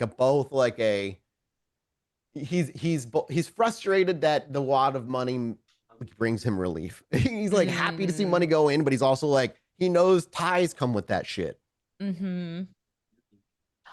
Oh, there's another one. $1,027. But what do you want? You're not just giving me money. I want you to go home and tell your parents you handled the situation. I want you to tell the cops there's nothing to worry about. Okay. And I want you to pretend you never saw us. He puts his hands up and then he crosses his heart, makes a sign of the cross. I swear to Christ, I want nothing to do with you ever again. Well, the cherry on this little deal is that if you ever do remember anything about your dealings or David, I don't care if it's while you're scratching your ass or in a dream. I don't give a fuck. You're going to call this suit shop, and I pass him a card for my suit shop. Yeah. And then he grabs it. And you're going to call and tell Janet. Leave a message. Simple. Okay. And then what? You gonna go fucking fight these people? What's your plan? Why do you care? Why do you care so much? Marcus, they are hurting people that I am coming into contact with. Yeah, so you're probably next. So why don't you take your $1,027 and walk 2 blocks that way and you go check on your parents and remind them that you love them? I think it is important to know, Marcus, that this is not a threat. But because I've come into contact with your parents, that they might also be into trouble now as well. And I do not want to see that. Miss Cindy seemed very nice when the man with the shotgun calmed her down. Don't keep my mom's name out of your goddamn mouth, David. Well, Mr. Marcus, you really, you got all this cool stuff in your bag. If you have some way to reverse that little thing that jogged your memory, he starts rubbing his chest and he reaches in. You see him reach into his pocket and he pulls out a prescription bottle and he shakes it and he pops a couple pills out. If you go grabbing it, if you go looking, you see it just says hydroxyzine on it. It's not anything strong. It's just anti-anxiety meds, and he just pops 2 in his mouth and he just gulps. He just swallows it dry and just. Janet, L, what if we helped his parents to move so that they were not in trouble, and that he. The more contact we have with them, honey, the more dangerous it's gonna be for them. More importantly, we're not even supposed to be here. If we help move his parents, we leave a trail. I would be inclined to help more if Mr. Magpie here actually had some useful information. We came all the way here for him to give us basically what we already know. There was more. Not my fault. There was more. What if he went to work for Leon? Leon was very interested in knowing about him. No. Well, I think this actually gets to go to Magpie. Do you want to work for Leon? No, I don't want to work for any of you. Well, we are a consenting van of somewhat living adults. So I would say that he doesn't want to work for Leon. He doesn't have to. What you do have to do is get the fuck out of my car and go solve this issue with the police before they write up an unnecessary report. Oh my God. Oh my God. You have no idea. Yeah. No idea Okay, about what? I'm gonna About need to ask what? you a favor, and plans are changing temporarily. Can you give me $5,000, and I'm coming back with you whether you fucking like it or not. I'm not sticking around my parents or the people you come into contact with get hurt. Are you fucking kidding me? No, no. I'm gonna stay. Here's what's gonna happen. You can give me enough money so I can tell my parents to go stay in a motel for a fucking month, and I'm gonna go come back with you, stay somewhere in fucking Boston for a month, wait for time to cool down. Then I'm gonna go back to New York, never fucking talk to you again, and find a new house for my parents to live in, and disappear. I'm going to raise my hands before either of the ladies get to talk. Marcus, I have been very peaceful until this very moment. You have made me very uncomfortable because you touched me and left me in a place compromised. You know everything about me, way more than I do. If you do not work with them, I will not hesitate to show you why I was made. Because you are playing games with my existence. And then what, man? Then you don't get the info, and I'm dead. You How don't about understand this? your situation, Marcus. I'm going to take you up on your little deal to house your parents at a hotel for a while. Every day you're not useful to me, you will pay it back with one of the digits on your body, which I will eat for breakfast in front of you. How do you want me to help you when I literally, by matter of magical fact, do not remember? Honey, you're not the only person that can do magic. Yeah. You're not that special, Magpie. And in I'm fact, not part of our deal is you're going to talk my dear friend Elspeth here through exactly what it is all of this junk in your backpack is, how you do what you do. I will literally write you out a step-by-step guide on how to fucking do it. You're not gonna be able to do it, but you will know how to do it. You Are can't because done? you're dead. That's the Are you problem. That's done? what I'm trying to tell you. Like, I can give you the spells, I can make it work, but you are literally corpses. The magic will not respond to you. Take a deep breath. My plan is for you to use your magics to help David figure out who the fuck he is. I will. He put us up his hands. Fine. I will use what I have, but like, I am no grand wizard. That's not the right word. That makes me sound like something. Well,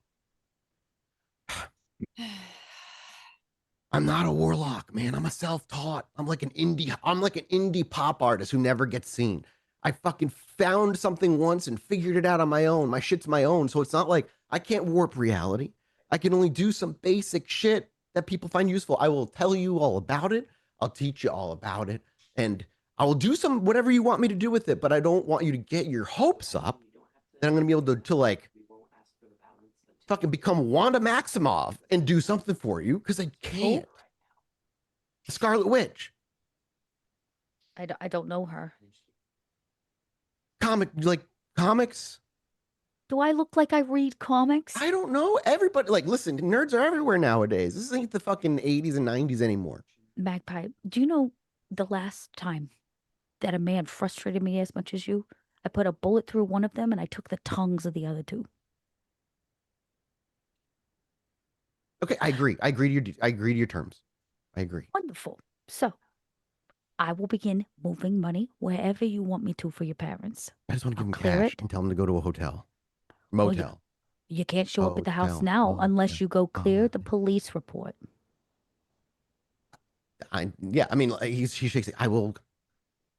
I gotta go. Then Do I will that give now. you all the cash in my purse. You'll go do that. Our car will be parked 2 blocks that way. If I don't see you in 2 hours, I'll just burn your family home to the ground.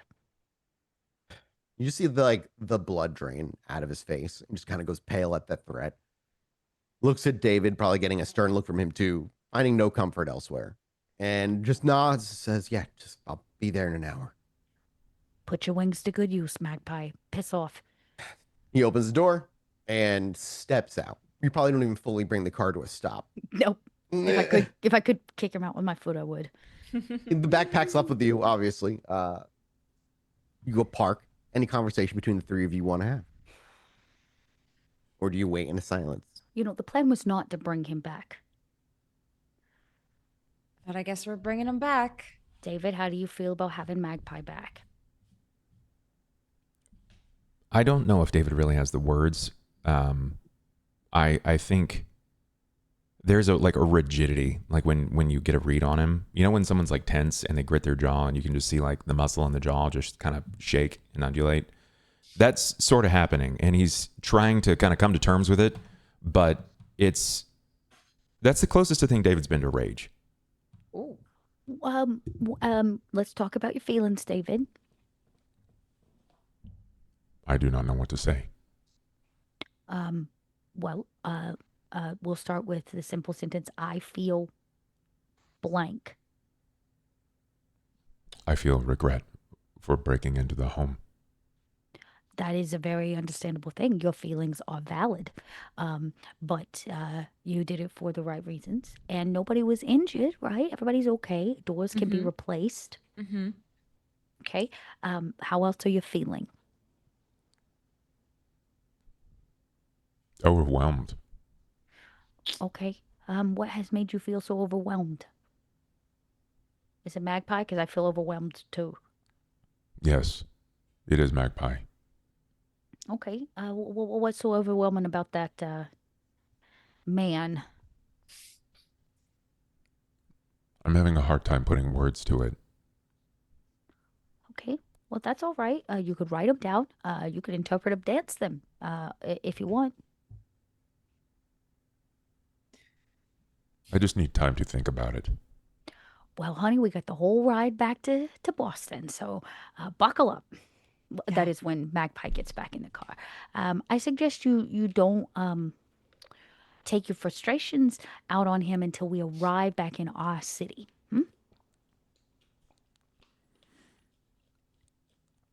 I won't take my frustrations out on Magpie.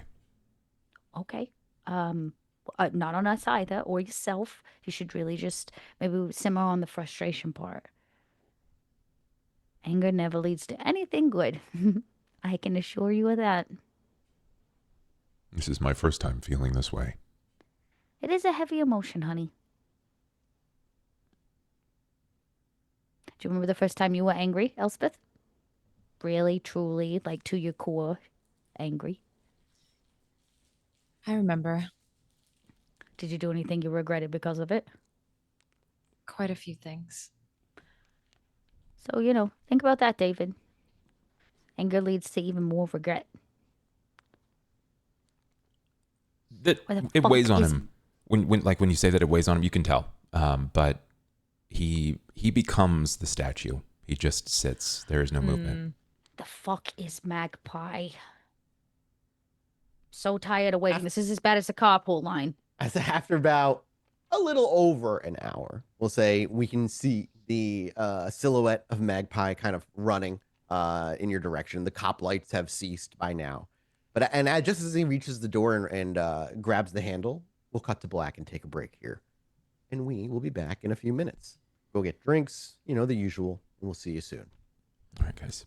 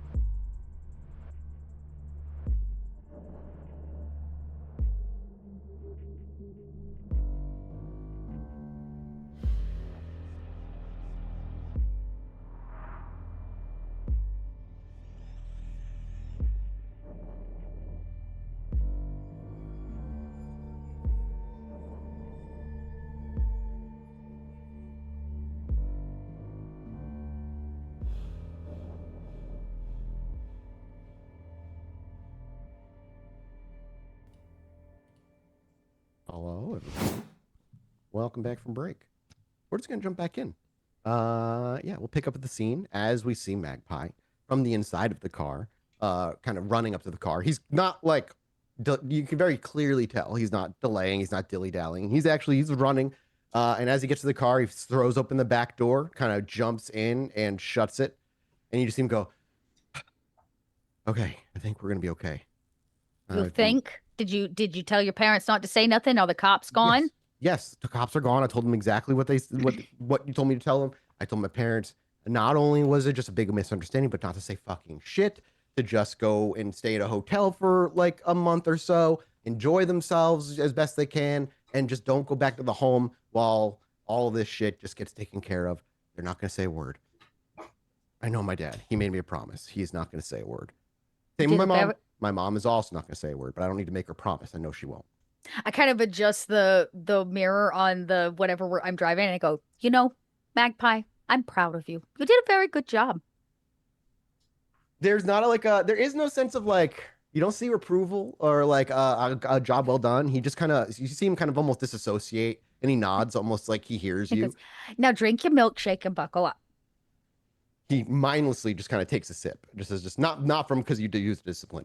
As soon as he goes to take a sip, I'm going to start driving like a maniac. yeah. Go ahead and make me a drive dexterity check. I didn't get a success. Okay, so I got hungrier again. So I'm getting hungry. I really hope he doesn't piss me off. I'm telling you, I'm gonna start eating him just piece by piece. Sure. That puts me at 1, 2, 3. 3 successes. Okay. I'm just gonna make a for the drive. Real quick. Yeah. I'm making a roll real quick. Is there any conversation like beyond that? Actually, is the drive back quiet?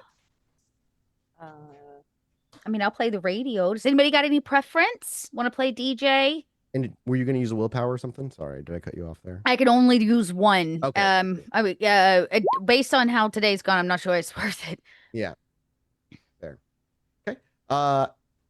Yeah, radio on. Does it kind of just, so as you're about to start leaving the city, does the car just kind of go silent? Does everybody just kind of like go on their own as you start driving?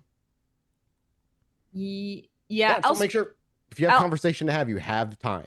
I think Elspeth has things to say, but she doesn't want to in front of Magpie, so it'll be quiet. So it's quiet. After about, the first 30, 45 minutes of the drive, can I get a wits awareness from all three of you?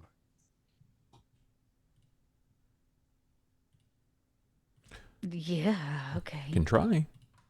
I 3. 3. same. Okay. I got I one. messy criticaled on 6.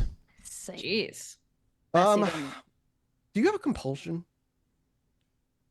I do not. That was a lot of this was supposed to be decide. We were going to decide together if, Yeah, we if he had a gotta- compulsion yeah. because it was like we're basing it off of compulsions of previous who he was made old from. Bull- yeah, Yeah. exactly.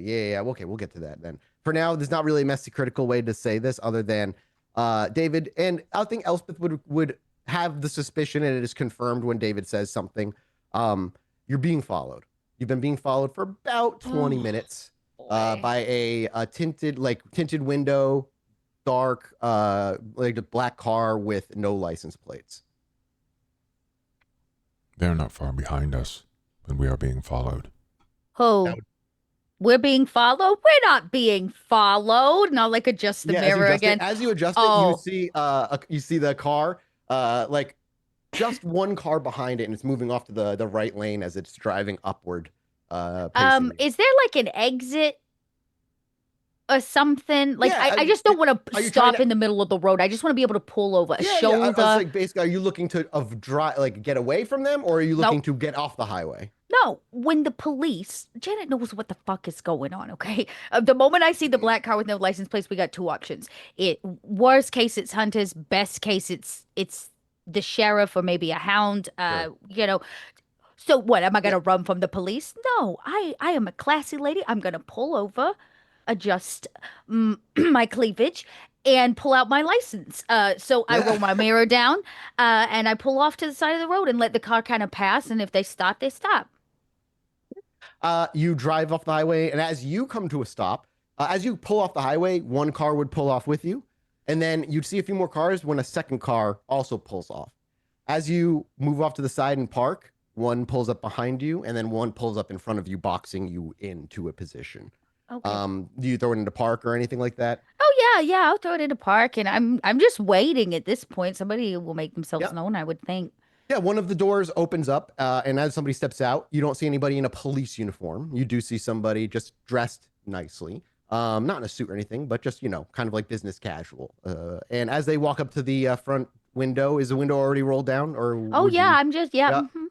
mhm. They kind of like look in and make eye contact with you, Janet, Elspeth, and everybody else in the car, and clears his throat. You weren't trying to leave the city now, were you? Well, we were only visiting. I was headed home.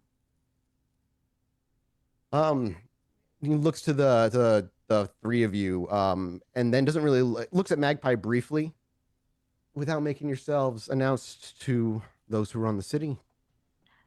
Leaving with, he looks back, a citizen of the city under the watch of certain kindred. And Magpie you look to Magpie and he kind of looks down and he just widens the eyes like he clearly left something out. I'll kind of throw my hands up and I say, okay, let's start at the beginning. You are correct. We did not make ourselves known. The plan was to only visit. I apologize for this error and we will answer appropriately. As for his connection, that was unknown to the other individuals in this car. You hear him mumble, and David, you would hear him. He's like, I thought I got back to the house faster. I thought I got to them before they. Fuck. In an attempt to clean up potentially a messy situation, it seems that our guest, who willingly chose to come with us back home, has fucked up. You see, he wants to say something, he catches himself, and he doesn't, and he just shakes his head and keeps his eyes to the floor. How might we right this wrong? I didn't catch your name. He waves it. He just says, "I'm just a hound. Doesn't matter." Yeah. Hound. He says, "I'll need your names at the very least. A formal Understood. complaint is likely going to be filed. A masquerade risk at the very least will be filed as a complaint. Unauthorized predation, maybe, but you've worked." He said he leans in. He's like, "You've been cooperative. I don't see why that would be tacked on." Well, we are nothing but cooperative. He stops for him and he holds his hands up. "Where are you heading back? Home city." To Boston. he's like, he just says, yeah, I thought I heard that in your accent. Tell you what, you head home. I'll pass this along to the sheriff, and our sheriff will reach out to Boston's sheriff. And when a price comes due or a punishment sees fit for your transgressions, it'll be passed along. I doubt it'll be anything major. Dare I ask, is there anything we can do this evening to, say, lighten your and our load? He shakes his head. You stopped and spoke more than most would do. Oh, that only seemed respectful and polite, which I choose as one of my highest values. My name is Janet Janetti. You can write that And down. he very much does. And he looks to Elspeth, Elspeth Vane. writes it down, looks back to the David. My name is David. It's kind of like Prince. He lacks a surname. Not the Prince, just, you know what I mean? Like the Yeah, he simple. nods. Okay. He nods and he's just like, I'll just write a description of what he is, what he looks like. And then he'll look over to Magpie, and Magpie will just say, Marcus. And then the sheriff nods. He's like, yeah, I thought it was you. And he just writes it down. May I ask a question? He regards you, but doesn't say anything. Since it was a fuck up and we're clearly accidentally transporting something that belongs to another kindred, I feel He it holds only up his hands. He's no ghoul. He belongs to nobody. He is a mortal with unique said abilities. he was under watch. He says, mortal with unique abilities. You still keep tabs on those. Oh, I see. And I adjust the mirror again so he can like see my piercing glare from the back, and saying Magpie. And he's just like, he catches your glance for a moment, and he looks down, and he's like, I told you, I'm not with fucking anybody, and I'm not exactly like good at hiding it. I can assure you we'll handle this on our end and face whatever the sheriffs feel and deem necessary. He nods and he pats kind of the hood of the car. He takes I a look at it. Is he wearing a suit? No, but it's like not a suit, but just like a button-up dress shirt with that's like got the few like top two buttons just unbuttoned. Is it nice or is it like Yeah, it's nice. It's not like store-bought? incredible. It's not custom made for him, if that's what you're getting at. Yeah. Look, I don't want to overstep my bounds, but if you ever wanted to, take your vibe up a notch, this is a card to my store. I'd be happy to connect you with a much better fitted suit. You have the shoulders for it. Trust me. Like a nice, like, here, just take that. And I give him my card. Does. And he kind of looks, and you can go ahead and make me a your choice: manipulation, persuasion, or charisma persuasion. Whatever you're trying to do here. Are you trying to be more manipulative, or are you genuinely being kind? That's a great question. I actually, you know what? Janet's in it for the money. I want him to legitimately come buy one of my damn suits, right? I'm actually persuading him to Sure. come step his game up. There's Business. nothing disingenuine about what she's saying. This is business. I got 1, 2, 3, 4, but I can re-roll 2 of those, and I will. Okay. I got another one, so that puts me at So he 5. takes it, and he actually seems genuinely like a genuine look of interest kind of splashes across his face, and he nods, and he does seem to put it in his front pocket, but he does clarify, yeah, maybe I will, maybe I won't, but not going to stop me from having to pass this along to your sheriff, and the transgressions, as minor as they may have been, will have to be made known to your Camarilla City. Is he cute? What is Is Jeanette? he standard? Like, she's into the Don Draper types, right? Like big jaw, handsome hair, well Convention, cut. Yeah. no, he's more like kind of like late 20s emo Twinkie. Oh. Like a young, like Well, looking emo I twink could be kind of build. Stacy's mom, It's so Okay, true, but Janet leans just a little bit. She says, "Look, I'm not here to bribe you. I was just trying to be nice. That's all." he nods. And he's like, just had to make that clear. Crystal. But with that, he just kind of again pats the hood of the car and nods and walks away. But with his back to you, he doesn't turn his head, but with his back to you as he's walking away, he's like, "Have a good night and be safe." Oh, that was so polite. As I like put the window up. As soon as they drive off, I'm like, we are so fucked.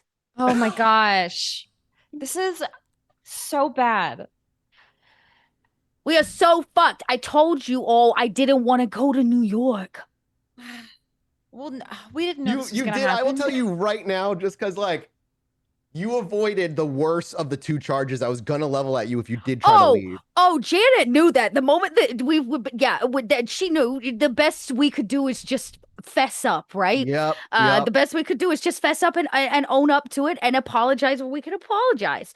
We're really You not gave getting... names. You literally gave like a cop their dream like information for whatever they like, wanted. You know what? Yeah. I'm gonna look at a Hound and say sorry. I'm not gonna answer your questions. Like, right? um, So he was attractive. Yes, he was attractive though. He it was like was a cute. It was so cute. You know, if I was like 40 years younger. I just, what does this mean now? Like, are we Well, gonna get axed? Axed? No, you're not gonna get. What is this? Head an 80s off and then return to gangsta movie? the danger is, and maybe this is kind of maybe floating through because right now there's a lot going on. That David was supposed to not leave the city. He was supposed to be under lock and key until approved by Elysium. That's the problem. That's the biggest problem. That's the other problem other than obviously the crime being passed along to the camera. When Janet said we're fucked, she's not necessarily wrong. I was not gonna run. Chat, you can what is this? Cops? Is that what I was not gonna run. Yeah, I'm not gonna run. We're on the so much worse. the camera watching. That would have been chase. really intense though, because it would have turned into a chase. Yeah. And then that goes to one of two ways. Janet gets away, but they have car and license plate. And then and they also had the initial police report. Or she gets boxed in, you fight them and win. Now you have more crimes live or death. Right. You like, yeah. This is not a Western, okay? That's not how this story plays out. All right. If this was episode not 11 at of least while I'm behind the SOS wheel of the season car. one, Yeah. if this was Fuck the outta SOS here. season 1, you guys would have ran and then tried to fucking kill them all. Yeah. No, but that was, you took me by surprise. I didn't think you were gonna play along. It's so like, yeah. Sorry, not to Janet's interrupt. a different kind of character. She's amenable. She just doesn't want to end up with cinder blocks on her feet. You know what I mean? Yeah, exactly. Well, I'm stressed now. You're always stressed. Since the first time I ever met you, you're stressed. This is true, but this is actual getting in trouble. Like, have you never been in trouble? Not often. You never went to the principal's office and got grounded? No. Well, she was the one ratting people out in fucking high school. I guarantee it. You didn't. No, sorry, the Magpie like catches it. He like mumbled that out he loud. Mumbles and that, like, and he's like, yeah. You didn't like sneak out of the house, drink before legal age, or nothing? No. What did you do as an adolescent? I studied and wrote. God, you're me in real life. Well, you drink until I was 20. Were you? Same. Were you also in the band? Was I in a band? Oh, in the not band. Yeah, I did play cello for a certain amount of time. Oh, yes, but I was too busy with my studies, so I didn't. How about this? I've been in trouble a lot in my life. I'm still here. Have we had to face consequences? Am I in debt to the mob? Am I a widow? Yeah, I'm all those things. But I'm still here. So I think you're gonna be fine. We're all gonna be fine. David, honey, you're gonna have a lot of questions thrown at you. I'm Now we're- sorry. Really gonna have to justify this honey. whole thing with David. It's okay. You don't gotta be sorry. At least you don't have to tell me sorry. There are some people that are gonna want to hear you say you're sorry. Yeah, the people we're gonna have to answer to this to about. I will have the biggest, longest apology written out, ready to go for when that time comes. They don't want to hear your speech. By the time we show up, they've already got the decision made. It's all pomp and circumstance by the time we're in front of them. Great. So just, from this point forward, we just need to go home, do as we're told, wait for the sheriff to show up. Do y'all know the sheriff? No. Do I know the sheriff? You know who the sheriff is, but you've never had a personal run-in with Delson. them. I mean, I've never had to. I mean, I would have seen them at like an Elysium. Yeah, exactly. Okay, Delson Coates, Sheriff Coates. Yeah, Sheriff Coates. Just real. Or is he? Are they? I'm sorry. Who are they? Tell me more, Mathis. Yeah, sure. Go ahead and make me an intelligence politics check. That might be a little rough. Okay. Sure. Okay, I got 3 successes. 3 successes? Okay. You would know that before he was working as a sheriff for the prince, he was actually the personal bodyguard of a different Ventru called Nathan Appleton. 3 successes on Nathan Appleton. Naple Atherton is a different name. Yeah, you would know minimal probably about them. But Delson, you know that was a bodyguard. And then after working for them, do you think that their relationship ended poorly like most do? What is their clan? Ventru. You would know it was a Oh. Ventru. Nathan Appleton. Are they? Does he lean towards like physical Give me violence? Give me a separate check, intelligence politics check when it comes to Nathan. Okay, yeah, I shouldn't rouse for this. I'm getting a little hangry behind the wheel of this car. Yeah, you probably shouldn't rouse. But I could willpower. I still have plenty. Okay, we can do this. We can do this. I got 1, 2, 3 successes. Yeah, and you can't re-roll the one that you have. So Nope. With 3 successes, okay, you would know Nathan Appleton was destroyed by Hazel, the current prince, and then Hazel took Delson under her wing and made him sheriff. Okay. In terms of like his style of sheriffing, is he more of a Very by the book, very by- he's obedient and he's not like a wild card sheriff. Very by the book. He's playing Gangrel. The sheriff is. The sheriff is Gangrel. Yeah, he worked for Ventru. Oh, but fuck. he is specifically is a sheriff. Okay, so he's a Gangrel sheriff. Yep. I'm guessing then he leans more towards violence than diplomacy. Oh yeah, he'll definitely take heads as needed. Okay. Well, Great. He's look, very all good. we can... He's a very good. I'll say this too with your roles. He's an excellent tracker. He is very well known for finding the people he needs to find, no matter how well they've hidden. Well, there's no point in hiding. He'll snuff us out. So we might as well just go back.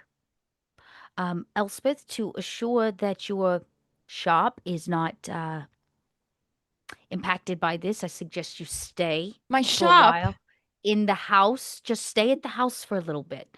Okay. I wouldn't go back till this all settles. You know what I'm saying? That way they don't look guilty. They're not connected. You, Magpie, Yeah, he looks up. I gotta find somewhere for you to stay. I'm gonna be honest, I'm not comfortable with you being in my house. I have a place, remember? You're gonna go back to the... You're an idiot. We're not sending you back to that hellhole. Your boss knows where it is. I thought you didn't remember anything. I don't with them. I still know.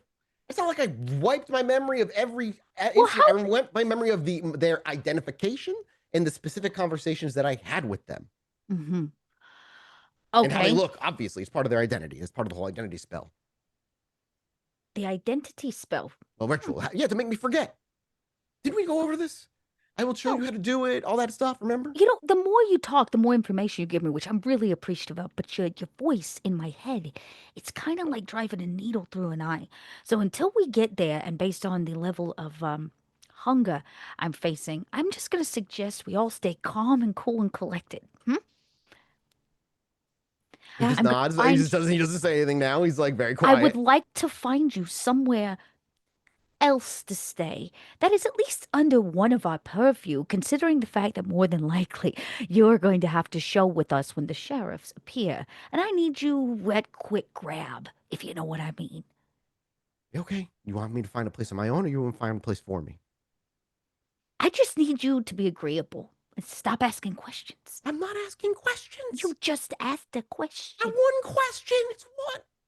David, honey. Okay. Just, whatever. Yes. Yes, David, ma'am. Honey, I've been thinking. I was going to save this conversation, but it seems relevant in the moment, and I'm hoping it'll lighten your mood. I've been thinking about investing in a new piece of property. Something that's maybe outside the city. Might serve both your need for a personal, safe place and your artistic itch, if you know what I mean.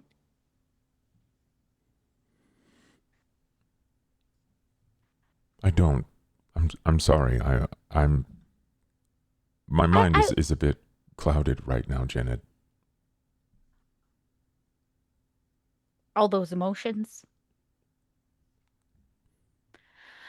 I think what I'm saying, hon, is I thought about getting you your own place somewhere where you could have space and you wouldn't have to deal with him or people like him if you don't want to. It I think sucks I when I would say like it like that. that, doesn't it, Magpie? People like them. What? What an idiot. We're almost there. I didn't hear you. I don't know what you said. Shh, stop speaking. And You're gonna he stay bites at. his fucking I was tongue. about to say you're gonna stay at our house tonight. I'm gonna put you in the basement. Elspeth, that means more than likely you're gonna need to share my bed with me. David, you can have the library, and the twins, of course, get their room, and we'll just in time before the doors lock. And just in time before the sun rises. Yeah. I told you we'd make it. No problem. Hovlane, the more people you got, the faster you can go, right? Yeah. Magpie just stays silent. And you drive. The drive is quiet, I imagine. You do get back to your house, and as you kind of laid out just then, you put them in a room, and just as like the locks lock, everybody's kind of in the house safely for the evening. And you all, unless there's anything else you want to do while you're at here, the sun will rise and you will be in torpor. I literally lock Magpie in the Yeah, murder wherever basement. you put him. Yeah, wherever you put him, he goes. You throw him in there. That's fine. Do you keep his backpack from him? I'm imagining it's always like. Oh, for sure. Yeah, fair enough. Okay, yeah. So you do that. Anything else? I don't think so. Nope.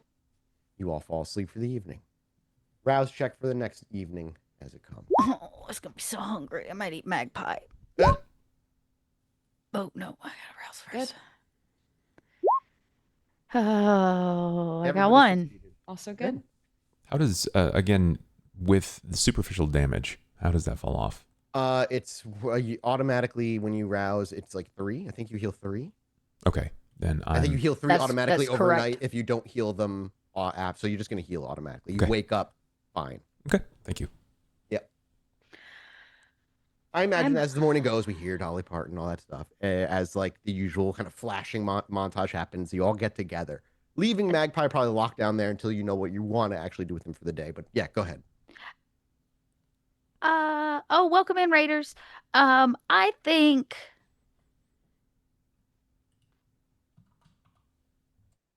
here's the thing. I really need to eat, and he's in my kitchen, my actual legitimate Yeah. Janet's personal kitchen. So I probably go down there in the morning whistling Dolly Parton, and I just begin prepping fresh meat for breakfast. I'm hungry. Yeah. He sees you what you're about to do, and as you're about to do it, he does just turn around, close his eyes, doesn't bother, like not like like a fearful way, but just doesn't. Maybe out of respect, maybe out of As I'm like, feeling grossed out, maybe a bit of both. like, Yeah, knife exactly. to wooden board, and I'm kind of chopping. I go, Magpie, I'm curious. How did you, and I rip something. There's just the sound of kind of flesh tearing. The sinew, the sinew rip. I gotta know, how did you get involved in all of this? I like. I don't know. What do you mean? Like it was they approached me with a job like that. You mean that, or you just mean like how did I? No, I'm fully aware that that's your first big boy job, but I'm talking about how'd you get into, twisting hemp into technology and hiding out in sewers? When did all that start? Oh, God, fucking forever ago now. I don't know. What am I? Okay, so Forever? like a decade, maybe. I Okay, don't so know. for No. 10 solid years, you've been what, a junk wizard?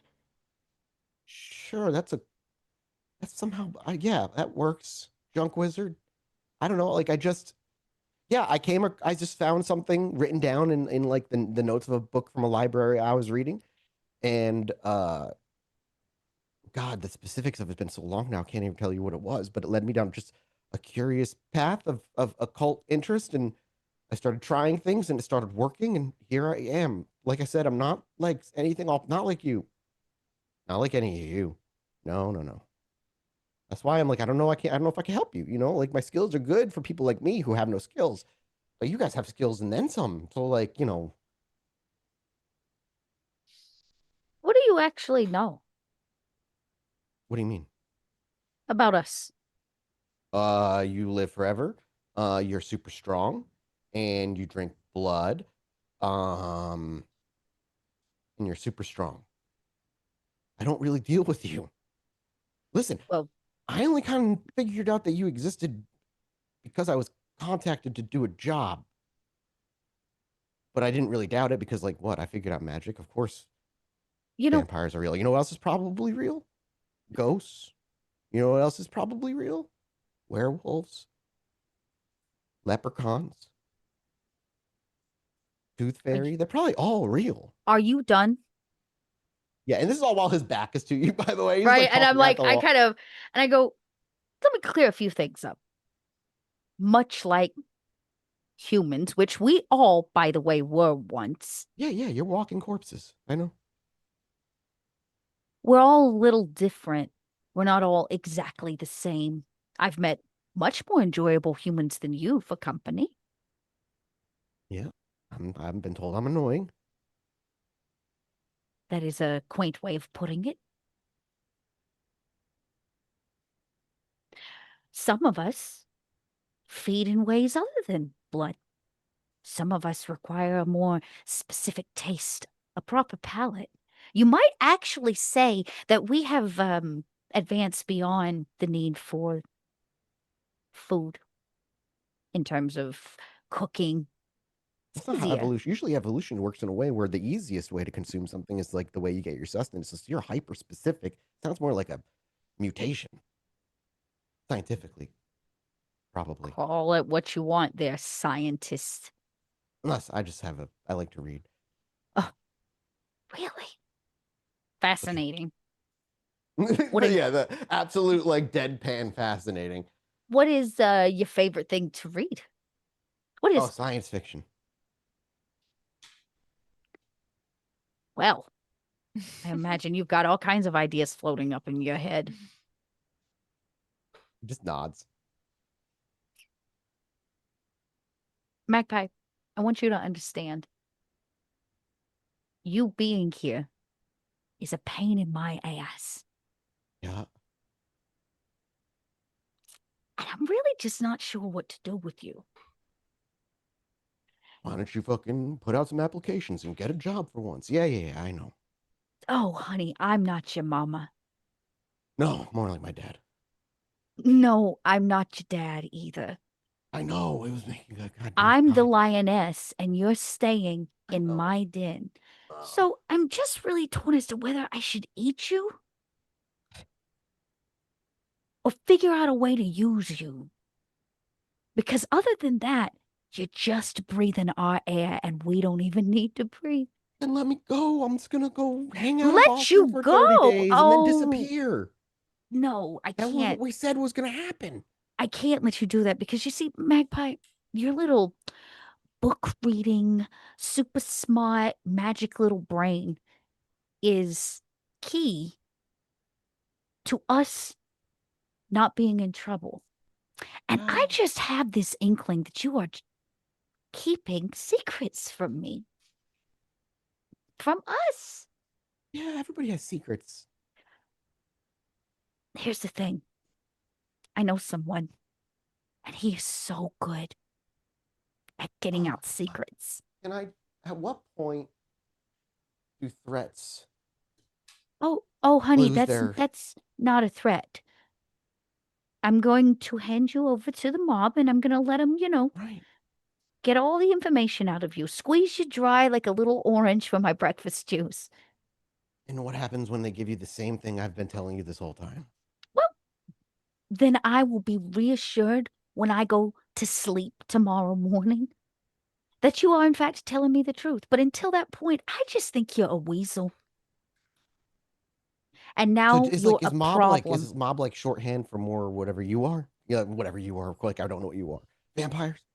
Oh, you weren't listening when I was talking. I told you we had lives before all of this. We were human once too. And I guess you could say I still live part of my human life. I'm talking about the actual mob. Do they know Know what? you what you are? That Janet Genetti Yeah. has taken over for her husband's place? Of course they do. Then why would it matter if you came and got me in New York? Well, the real hope was that you'd have some information. But for whatever reason, David has this soft spot for you. You can really get under his skin. I don't like that either. I don't It's know weird. why either. I don't know him. I put a thing in his chest so he could be free and then walk away.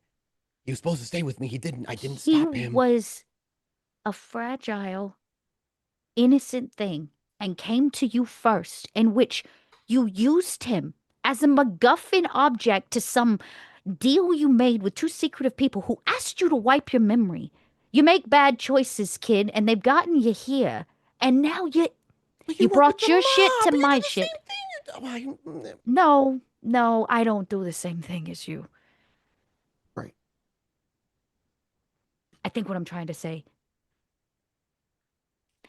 is if you hurt David or don't help us in any way,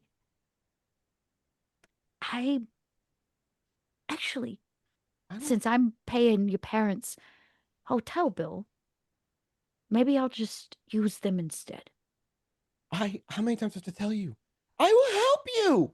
I just don't know if I can be much help. I'm not going to hurt David. That man could step on me and I would be dead. Is there a backup of your memory? Are you using any abilities like dominate or anything? I sure fucking can. Actually, because you can use it via carrying voice. Can you use dominate via carrying voice actually, or is that just? it is technically I think it actually does the same thing as Daunt. It just doesn't require it's Daunt, but it doesn't require me to look them in the eyes. So yeah. So you just want to threaten him, you can do that then. Yeah, so basically it allows me to build. So I can use Awe, Daunt, Dreadgaze, these kind of things as I get them through my voice because of this. But it is a free action, and I just look right at him as I finish slurping down a piece of fresh meat. Right. You're going to answer my question honestly. Is there a copy of your memory?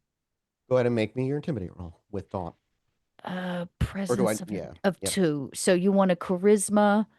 Intimidation. Or manipulation, intimidation.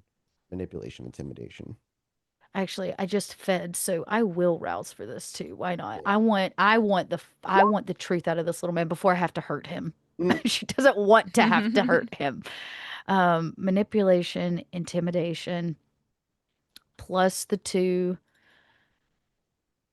Why didn't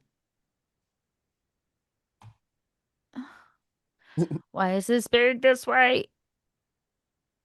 All right, I'm gonna refresh roll 20. Seamless integration.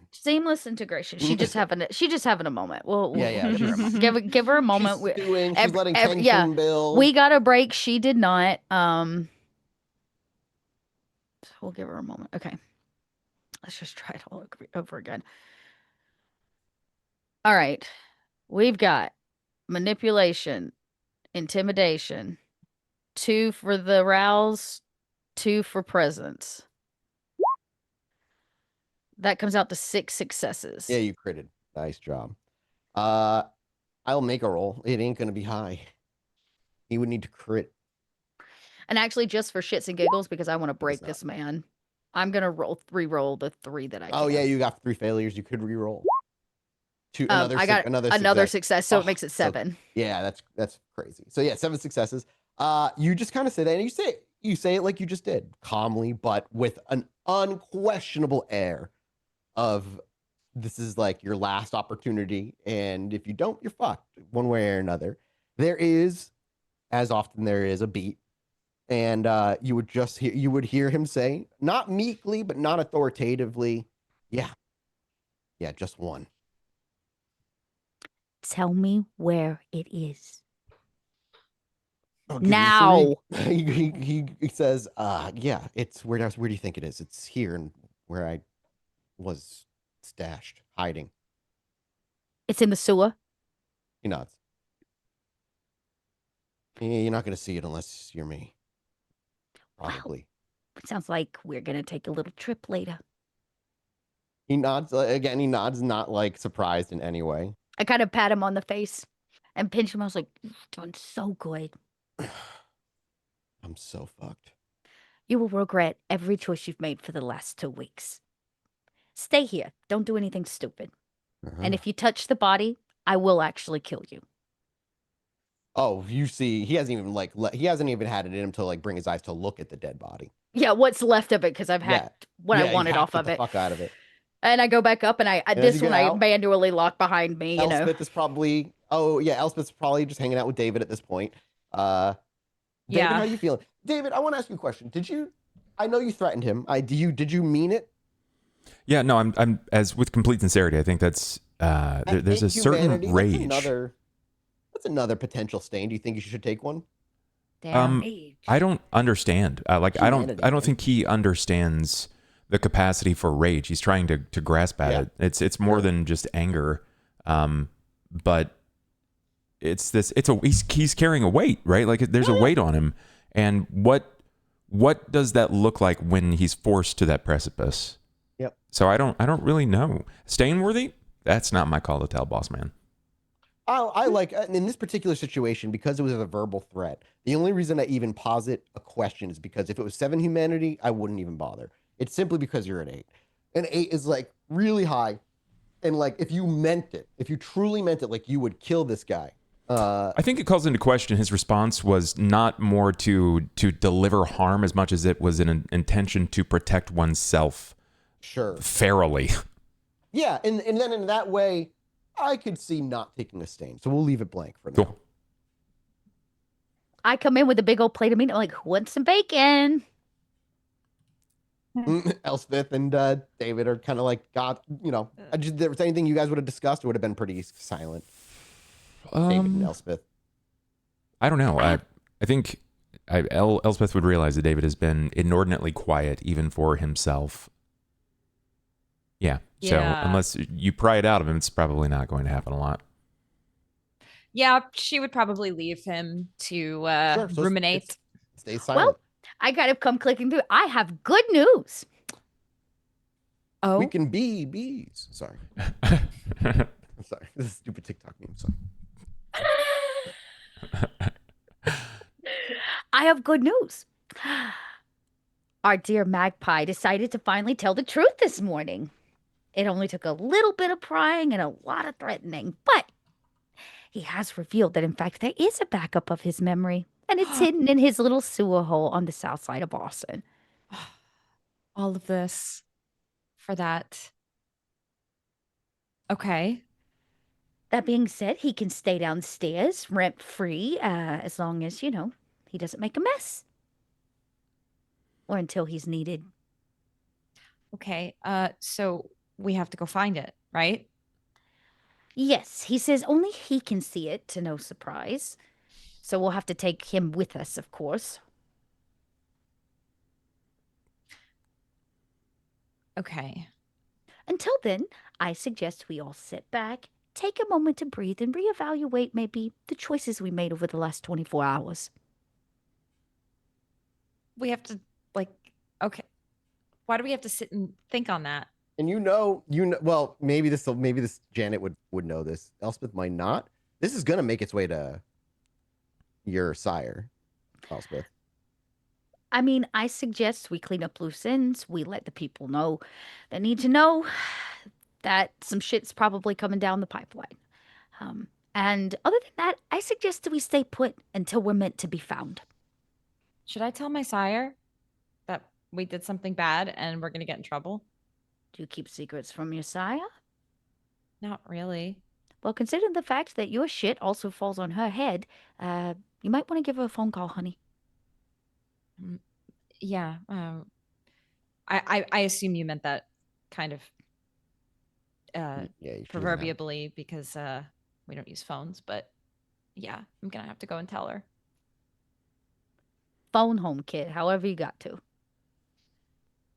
David, I suggest you keep a low profile. Um, you weren't really supposed to leave the city, and you kind of did.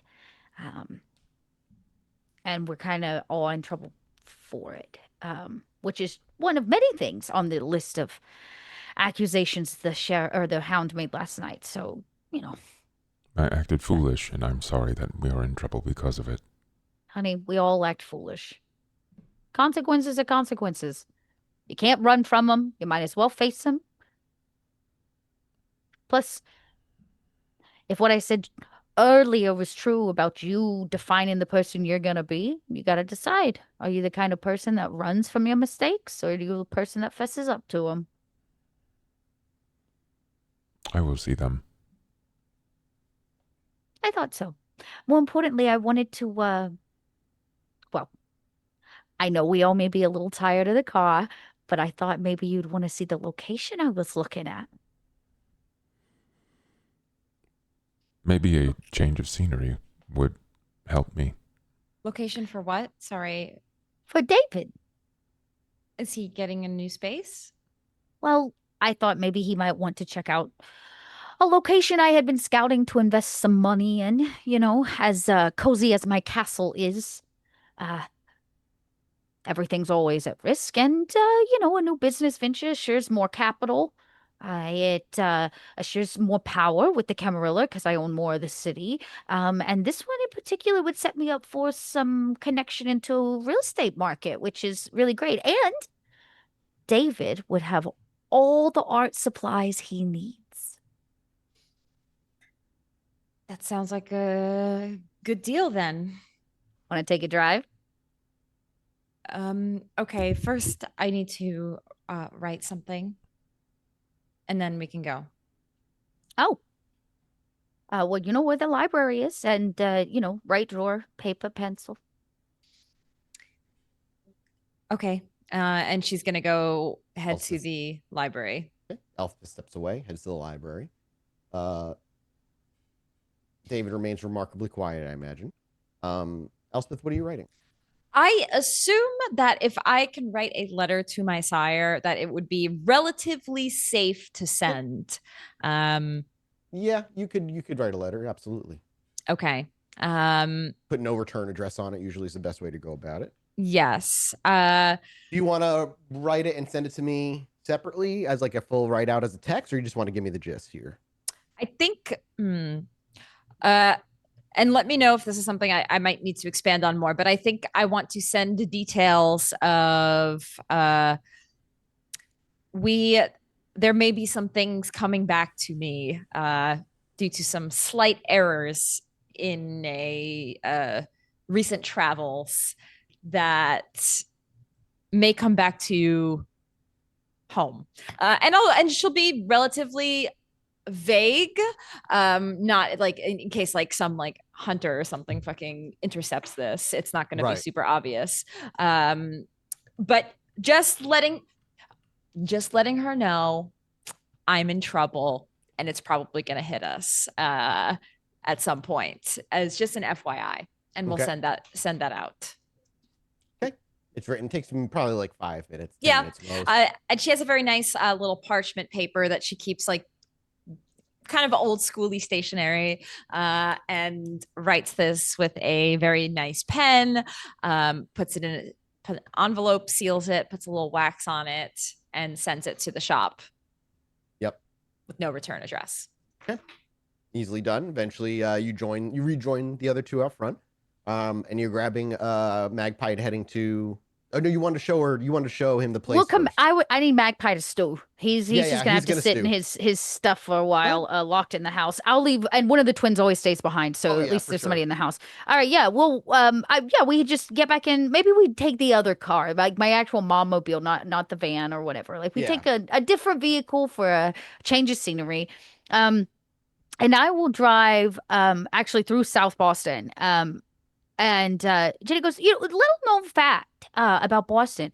It is well known for its quarries, lots of rock and stone, mined up over the years. There's like a reservation and all of that, but there are quite a few successful businesses that revolve around, well, rock and stone, kid. And this just happens to be one. And I'll kind of like, as we're driving, I'll talk and then I'll kind of pull in. And I pull into what is basically like a masonry concrete building. This is the kind of place where buildings, skyscrapers order in mass quantity. But they also do, masonry and the masonry landscaping for large buildings and plazas and all kinds of stuff. And I was like, so I thought instead of buying real estate, I've learned that when you control the thing needed for them to have real estate, you have more power, much like I control the money for the mob. So I thought if I controlled this business, bought it up, started supplying out to, well, the rest of the vampires in town who are building things and taking up new businesses. And during the day, kid, you could literally pose naked as a statue, not for sale. Then I would stay here. Only if you wanted to. Consider it a second home, whatever you like. I think you need a place to work, to work out your feelings, to craft and make your art. And this would be a safe place at night to do it. I might even put your beautiful stuff up for sale. Who knows? You might make some money. If it means that I can assist in paying for Magpie's parents' door and the damage I may have caused in your home, then I would like that. Without a doubt, honey. I think I just want you to have a safe place. I haven't bought it yet. It's going to take me just a little bit to build up the funds, to invest, especially after I just paid Magpie and I'm taking up his parents' rent for a month. But it was something I thought maybe we could use. Something that wasn't given to me by the Camarilla. And if I earn it honestly, they can't take it from me, right? Any way that I can help you. I will let you know. I can promise you that. For now, I need everybody to stay in Boston. Thank you. Oh, you're so welcome, kid. Look, it's the least I could do. Plus, maybe we could have our meetings here instead of my living room. Yeah, this is nice. I like this. And Betty will not be able to drink all of your alcohol here. That is true. Unless she's learned how to grind stone, I don't foresee that happening. I like the way that your mind works, Janet. Thank you. You're so welcome. And just think about all the money we can make. I'm assuming it is a lot. Yeah, It will I be. imagine there's like that blank stare from David, like, I don't know. Well, then I hope that I can help you make more money. Seems to be important to many people. Oh, the world revolves around money, honey. And if anybody ever tells you something different, they're still trying to sell you something. Do we stay here then, or will we go back? Oh, no, it would definitely be considered trespassing. I haven't actually bought the building yet. I just wanted to show it to you before, I spent all the money and stuff. I think I like this. Good. I'm really glad to hear that. Something to be hopeful for, right? Yes. Something. Perfect. I don't know how it works for you during the day. Like, I don't think you turn back like to stone or anything, but I mean, No. technically you look like stone. So you could pose naked, go into torpor, hang out all day in the corner, and really nobody would know. You just look like a statue. So it also gives you a chance to, be naked. Be you. Be you. Yeah, I'll drive us back. And I'm like, I guess we should go get Magpie and try to wrangle up this disc. We should get this done. Yeah. Okay. David, I'm going to encourage you to go down into the hole with Magpie and help him retrieve this item. I think it would be good for you to talk to him about how you're feeling. I don't know if I want to talk to Magpie. Well, honey, I can tell you he'll do enough talking for the both of you. But I think what I'm saying is it could be very therapeutic to share with the person who hurt you. What do I say to him? Tell him that he hurt your feelings. He made you mad. I don't think that he considers my feelings because I am not a human like him. It's not really about him. It's about you. You should get that weight off your shoulders. I'm afraid to let the weight from my shoulders because it is loud. It's louder Let it than be loud. anything else has ever been loud. It's louder than the crack of the gun when I was shot last night. Which I'm really sorry about. I'm going to get you a new shirt, I promise. I think what I'm saying is sometimes we have to be loud to be heard. And that sucks. But it's the truth. And maybe Magpie needs to hear that you hurt his feelings. Or he hurt your feelings. Go. Let it out. Just don't physically hurt him, okay? We're going to need him. I will try.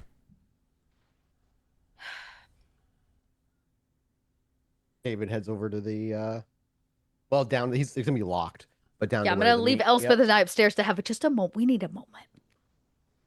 David leaves. The camera can linger with the two of you if you need a moment for the two of you. I don't even know what to say to her. Janet kind of looks, probably pouring an unnecessary glass of wine because she can, because anxiety. Yeah. Are you Habit. blush of lifing, or do you have the? Yeah, stomach? I have. I don't even have to blush. I could just drink it. I just drink it. I told you it was all gonna be okay once. This one, I'm not so sure about. There's a lot to think about, and I've not had to deal with this much before.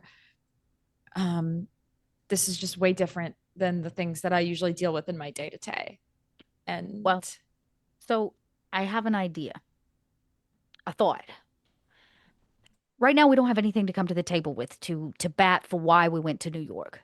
If it's true that he truly does have those memories backed up on something and we can provide those, we have at least a viable reason, maybe not an alibi, but a viable reason to say this is why we went to go speak to him and things didn't pan out the way we wanted.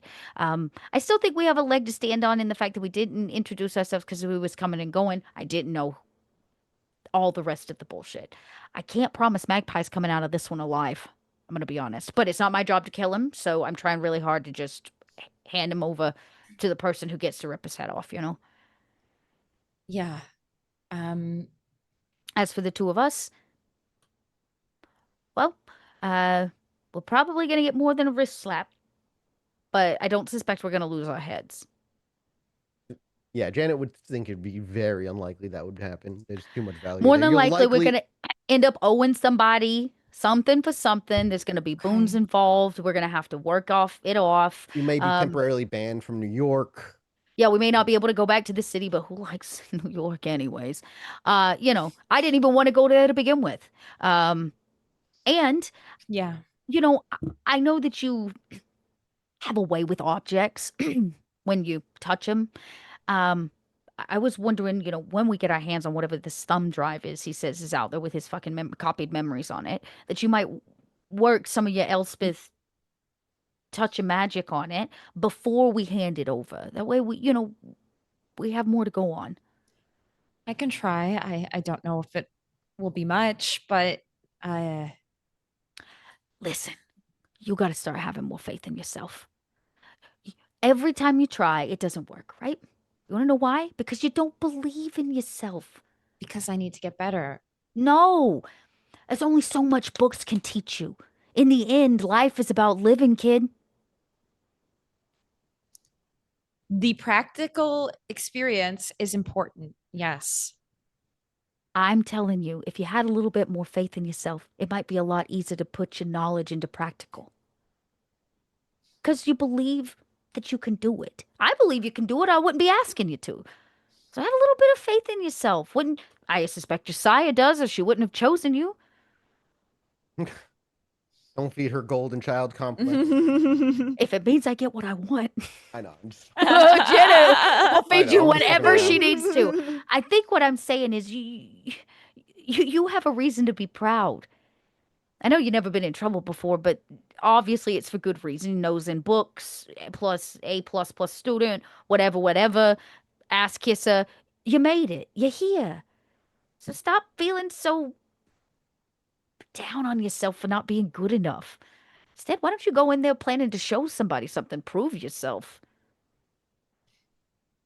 Yeah. I just, the last piece of lamenting I will do is that if perhaps I was smarter or had more skills when I ran in there with David in that room with the two parents and I just panicked and froze and I just said something and ran. I Okay, don't what know. did you say? I just said my brother is not well and then I grabbed him and ran. And maybe if Okay, I did something different, we wait wouldn't a be in second. this. Wait a second. Take credit where credit's due. That's not a horrible idea. Maybe running was not the right choice, but we live and we learn. Stop feeling sorry for yourself. Well, I guess you're right. And I will do what I can to help. I have zero doubt in that. The first thing you can do is work your magic on the thumb drive when we get it from, Magpie, Okay. and just see what you see. And if you don't see anything, no harm done. All right. Well, we'll give it a shot. Perfect. That's all I needed to hear. You're gonna nail it. As she says that with a thumbs up, and there's like a tepid smile from Elspeth in return. We will cut down to the basement. As the door opens, and you see Magpie, for us, the viewer, sitting in the same, well, standing in the same corner he was when he was left. And David steps in and sees Magpie standing there. When Magpie looks over and sees it's you and not Janet, he just kind of gives you like a greeting nod. Are you coming to get me? Are we leaving now? I'm supposed to talk to you about my feelings. Yeah, all right. A genuine look of confusion on his face, but not like one that's like suspicious. Just like, okay, all right, open forum, I guess. I'm not a therapist though. I want you to know something, Marcus. When I rang that doorbell last night, I was scared. I knew that man was lying when I asked him if he knew you. But I was still afraid. Not for me, but for you. And that man shot me. I didn't fight back. I saw Appreciate it, by the way. the fear in him and in the woman. Yeah, they have no idea. I still carry that with me, and I know what I did was wrong, breaking into your house. But I felt better knowing that you were alive. He kind of nods and he looks again. He still has that kind of confused look on his face. Thanks. I think I don't. I'm sorry he thought I was in trouble, but Then you turned on me. You lied, only to protect yourself. where are my parents? I'm not mad because you did that. I'm mad because I am nobody. He looks to you and he looks you up and down and he just says, then that's the first thing we have in common so far, I think. Marcus, everyone has someone. They have family. They have a sire. They have a teacher. They have someone to teach them to fly. I have nothing. I'm here. You had nothing. You live in here now, it looks like. You with Janet. I don't remember the other girl's name. Elspeth. Her too? Elspeth. Yeah. You have them? What do you mean you have nobody? if you're coming for me for some sort of answers as to who or what you are, I'm sorry. I don't know what you are. I didn't make you. You had a hand. I had a hand in handing you off, which sort of failed. You knew that I would come back. I was told that you would come back. I remember you said that you were surprised to see me again and that I was alive. You saw Yeah. me twice, As you left, I didn't think I was going to see you anymore. but I came back. Yeah. And then that's like in a comic itself. That's where my troubles began. The difference between you and I is that you sought out the danger you are in. I was simply born of your efforts. And now I'm trying to learn how to fly It's more of a from wolves, Marcus. flaw in the capitalist system. You know, we don't have a lot of money and a lot of debt. Somebody approaches you and offers you life-changing money, can take care of your family, get them out of there. You're going to say no to that? I don't think you, well, maybe you would. I 'cause you don't understand, Marcus. I have nobody. But now you have Janet I have Janet. and Elspeth And and that weird homeless lady that Betty. looked at me funny a couple times. You have more people than I've got. How long have you known your parents? My whole life. How long has your life been? If I tell you, can that be used against me in some sort of vampiric, magical way, like true name magic that I read Marcus, about? I am not like vampires. That's my problem. I am not like them. You went your didn't- whole life watching other people to know how to act, to know how to do the bad things that you've done to get by. Yeah. I'm only 2 weeks old. You see him almost like searching his brain for the right thing to say in that moment, and yet there's nothing that can really compare to like hearing somebody your size and what like physical age and voice say you're only 2 weeks old. And so what he eventually lands on is just, I'm sorry. That's a level of confusing and disorienting. Nobody in their right mind can know. Well, maybe people with amnesia, but beyond them.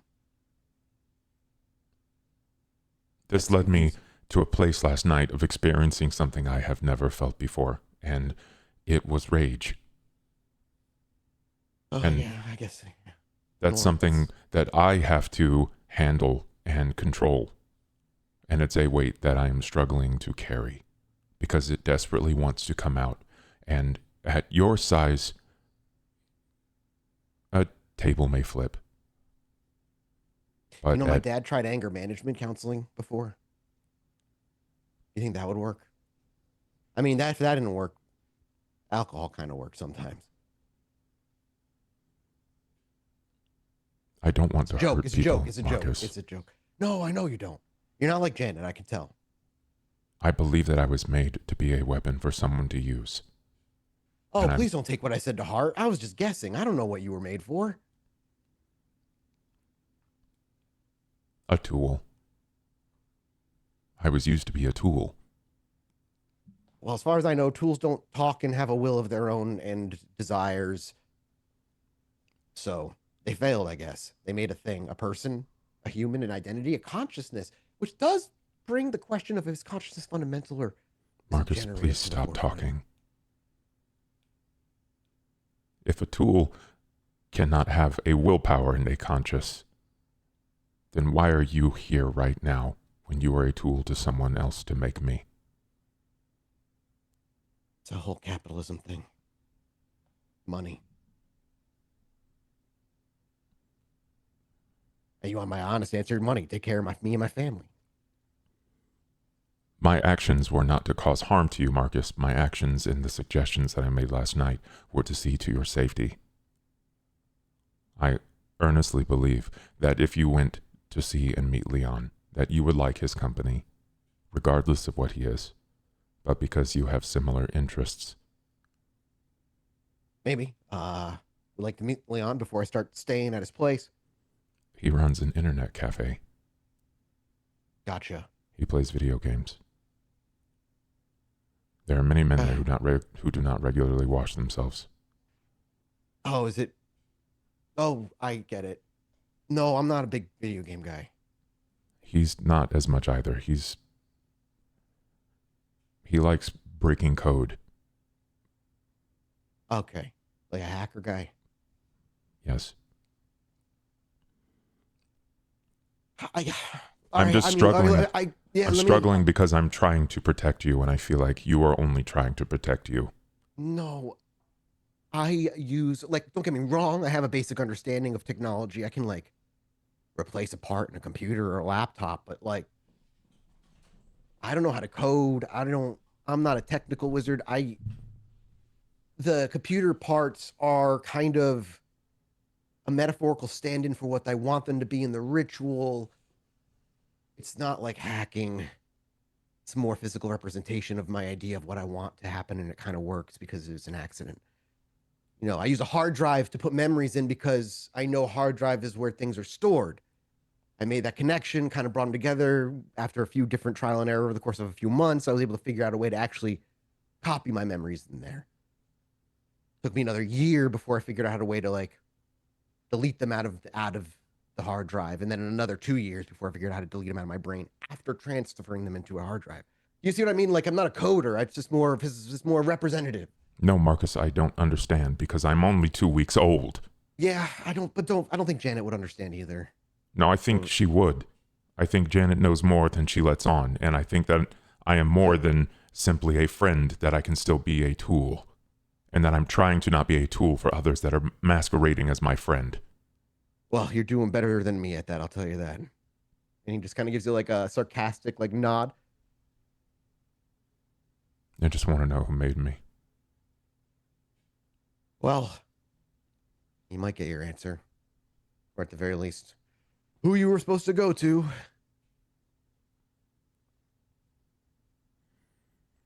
We will find out soon. Yeah. Yeah. I know. That's all I had to say, Marcus. Janet will be down soon. Thank you for not punching me. David leaves. Yep. Door opens, shuts, locks behind you. And Elspeth and Janet would hear David's footsteps before seeing him, obviously. Do you feel better? I feel worse. Oh, well, then it's working. You'll feel better in no time. Usually it's going to get worse before it gets better. Marcus is very selfish. Yes, he is. Yes, he is. But he's also scared. It's true. Just remember, as much as I dislike Marcus, too, he's a product of the world that made him. He's clearly never had much. He's lived in difficult parents, misunderstood. He's probably not had a lot of friends. So I'm not here to give him a break, but I am here to say that his rough edge was well earned. I think that is accurate. Well, I'm gonna go get our little birdie and load him up in the car, and we're gonna go to Southside again, and we're gonna go get this thumb drive, huh? Okay. And you know what? Maybe it will tell us something about how we can find whoever it is that made you, or whoever it is may know the person that made you. It's just another clue in the mystery, and we're gonna start filling in the blank spots, right, Elspeth? Right. Great. I'm loving these attitudes. Really chipper. Let's go. I open the door and I yell down, get in the car. Let's go. Yeah. And you hear footsteps as he hurries the fuck up and jumps into the vehicle. Everybody leaps in and it rolls away. I imagine no conversation is had. We just can kind of hard cut to as you're walking into the old office where he was staying at in the old abandoned train area down in the underground. And as he walks in, the place looks... The only person who saw this place afterward actually was just Betty. So Betty, for all yeah. of you, this is the first time seeing this place. The last time you left it, it was like a mess. This place looks fucking untouched now. It looks immaculate in a way that makes no goddamn sense. It just looks so clean. And even he walks in and he goes, huh, I guess they would have Wow. cleaned up after I left. Let's hope it's still here. They didn't find it. I assume they didn't. I mean, but they could have. I don't know. Who has my backpack? I need the laptop out of it. And just kind of holds his hands up. I don't need the backpack, just the laptop. Here you go. Hand him the laptop or the backpack? Just the laptop. Okay. Takes it. And he heads over to like the back left-hand corner of the room, and he just kind of puts the laptop on the empty floor, pops it open, logs in. You see Windows booted up, and then he stops and he sets. You see him open up like some menus. You see him set something to a timer of 5 minutes, and then he steps back. He's like, "Okay, we just gotta wait for 5 minutes." Wait 5 minutes? Yeah. Okay. Safety precaution. Well, for an actual safety precaution, I'm going to go stand outside the door and keep watch. Okay. Janet will step out front and I'll just do silence of death and just stand there really still and just make sure nobody sneaks in or out. Yeah. The laptop is just sitting there with just on the fucking desktop home screen. It's just unchanged, like the blue sky and green fields. Unless anything is said, 5 minutes pass awkwardly, and then the screen goes to sleep. As it does, he goes, "Okay, perfect. Just give me a second here." And he mutters something. If you want to listen, Elspeth, if you're close, or David, if you're close, you can make me a wits awareness. I'll give a listen. I'm curious. Sure. 3 successes. Okay. You hear him mutter something in what sounds like Latin. One of He's those. muttering it to himself as he's walking over to the laptop. Yeah, same thing. As he walks over to the laptop, he finishes what he was saying. He wasn't making any hand movements, none of that. He just drops down to his knee, and you watch him just reach over with his index finger, touch the touchpad, move it so it wakes up. And as soon as the screen wakes up, right next to it, with a piece of twine twirled around it and a wire that dangles, is a hard drive that wasn't there a moment ago and is literally just there. And he's like, okay, they didn't find it. And he just reaches over, and it's just like a silver like cube in like aluminum. It's just an old school hard drive. And he just grabs it, and then he shuts the laptop, and he picks up the laptop, and he goes, "All right, I got it." And he hands you the laptop, and he hands you the fucking hard drive at the same Good. time. Elspeth, take that. Okay, I'll take it. Put it in the backpack. In the backpack it goes. Yep, that backpack gets zipped up, and Magpie says nothing and just kind of follows. You were not David? followed. Nobody came in here. Nothing. You make it back to the vehicle. Start driving back. Well, that was smooth. Can't Almost believe too smooth. all of this. You couldn't even tell us when we had to go through like 10 different interrogations and pain points before you could tell us that you had this backup hard drive. Well, yeah, because if they find out that I made a backup, it doesn't matter what your threats are. They'll kill me.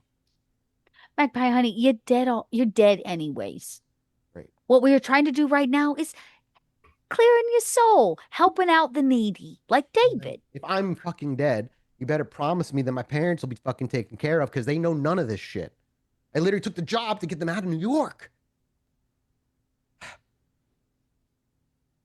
They'll be fine. Well, it didn't really work out for you. They were still in New York. No shit. The money hadn't fully cleared yet.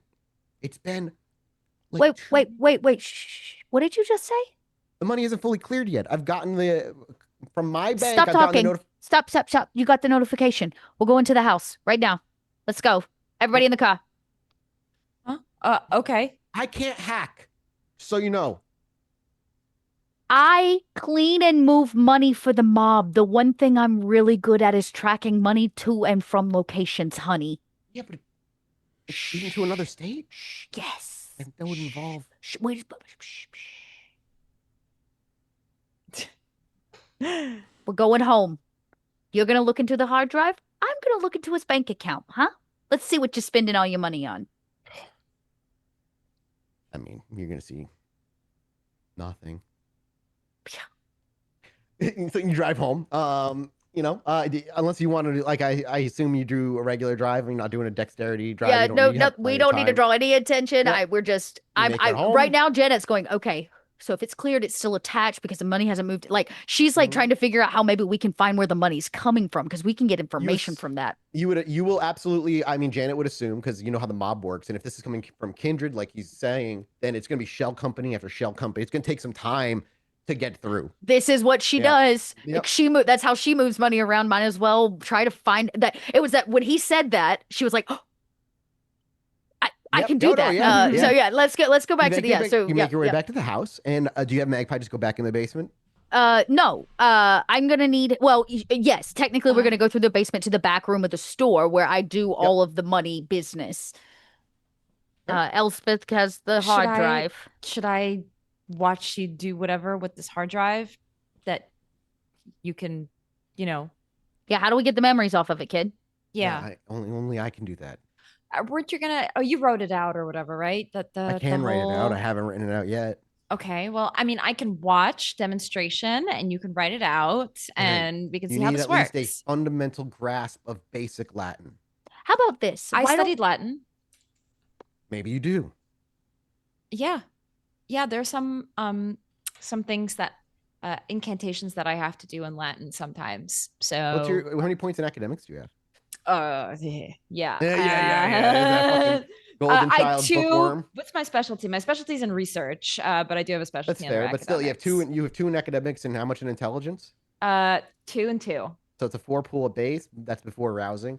Yeah, you have a very good pool, kind of already. But you're like, I took Latin. He's like, okay, well, you'll have at least an understanding of that. Are you still a corpse? Yes. So you won't be able to perform the magic, but I can teach you it anyway. I could not be a corpse for a little bit. No, like it means you Wait. You can't. You need the entirety of your inner. I say we leave him on the drive because we need to hand the drive over. Why don't you try your stuff? He's gonna log me into his bank account, and then you can have him to try to figure out how. Because here's the thing: let's say we get the memories off, we put them back in his head. What's to say he's gonna tell us the truth, huh? We take the memories, we put them in somebody else's head. Don't even know if that's possible. Still, may not be enough proof. The only proof that we have is the physical hard drive with his memories on it, at least for the case that we're trying to build for ourselves here to save our asses. Can you explain that in a more simpler If we take memories off hard drive, we have no proof against our case. If we leave them on, it's the only evidence we got. We can't tamper with the evidence. Okay, so we shouldn't do this right now? I'm just saying we shouldn't ask Magpie to go digging at the only hard evidence and potential alibi we got. I said we leave it and you can do your special stuff on it to see if you pick up on anything. But him, I don't trust. No offense, Magpie. He shrugs. He's like, hey, yeah, I wouldn't blame you. All right. She's right. It's dead man switch style. Memories come off the hard drive into my brain. Hard drive's empty. You're not gonna be able to get the memories. The hard drive's got to stay full. Without my brain, so you can't. I mean, you can do whatever you want to it, but it ain't gonna do anything. Probably. Man. Okay, I guess we don't have to do this right now. But I will try to take a look at this little thing. See what you can pick up on, if anything. Yeah, this isn't quite how this works. I'm not a Tremere. I can't do anything. I hate the Tremere. Why are they so special? So special. What is a Tremere? Don't worry about it. Okay. Okay. Well, can I first? Well, yeah, I honestly don't really have anything for this. I can see if it's a fetter. Whatever you do, don't plug it into anything. Okay. It's twine, kid. What am I going to plug it into? A bracelet? You could literally just get a wire and replace it with twine with the wire again. Just okay, note taken. Don't fiddle with it. All right. Okay. Because if the hard drive does get destroyed, I cannot retrieve the memories off of it. And I've set it up so if it does plug into anything, it'll end up shorting the motherboard purposefully. Listen, I'm telling you these things so it doesn't fuck up because I'm trying not to die immediately, right away anyway. Go downstairs into the basement. I'm going to talk to the two of them. Yes, ma'am. He goes down the stairs. I close the door. Here's what's going to happen. He's right. We don't want to end up in a dead man switch situation, but the Tremere can pull that information out of his head once it's back inside of it. So we use him as an empty vessel. We take the hard drive with us. When they call us in, we bring them both. We say, He can pull these off, put them back in his head, then you can pull the information out. It's the cleanest way. Okay. As long as it's on this hard drive. Basically, what he's saying is if we touch it, it's done. Yeah. Memories erased. That's bad news bears. We're not going to plug it into anything. When he's ready, he can do his sewer wizard magic on it, pull it out, put it back in his head, and then we hand him over to the Camarilla. It's like a gift. And then they can pull out all the information and hopefully understand that there's maybe somebody working against the Camarilla, considering the fact that somebody was trying to set up the Ventru, Primogen. You know, if we hand him over to the Camarilla, they might kill him. Are we okay with that? Yes. But Okay. would that not put us in a position of trouble with New York and their sheriff and the Hounds? Well, that's between them. All we're doing is handing him over. It's not our job to make the judgment. They'll decide what to do with him between New York and.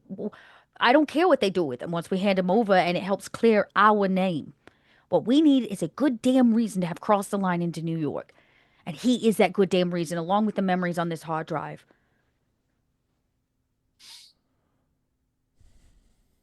Okay.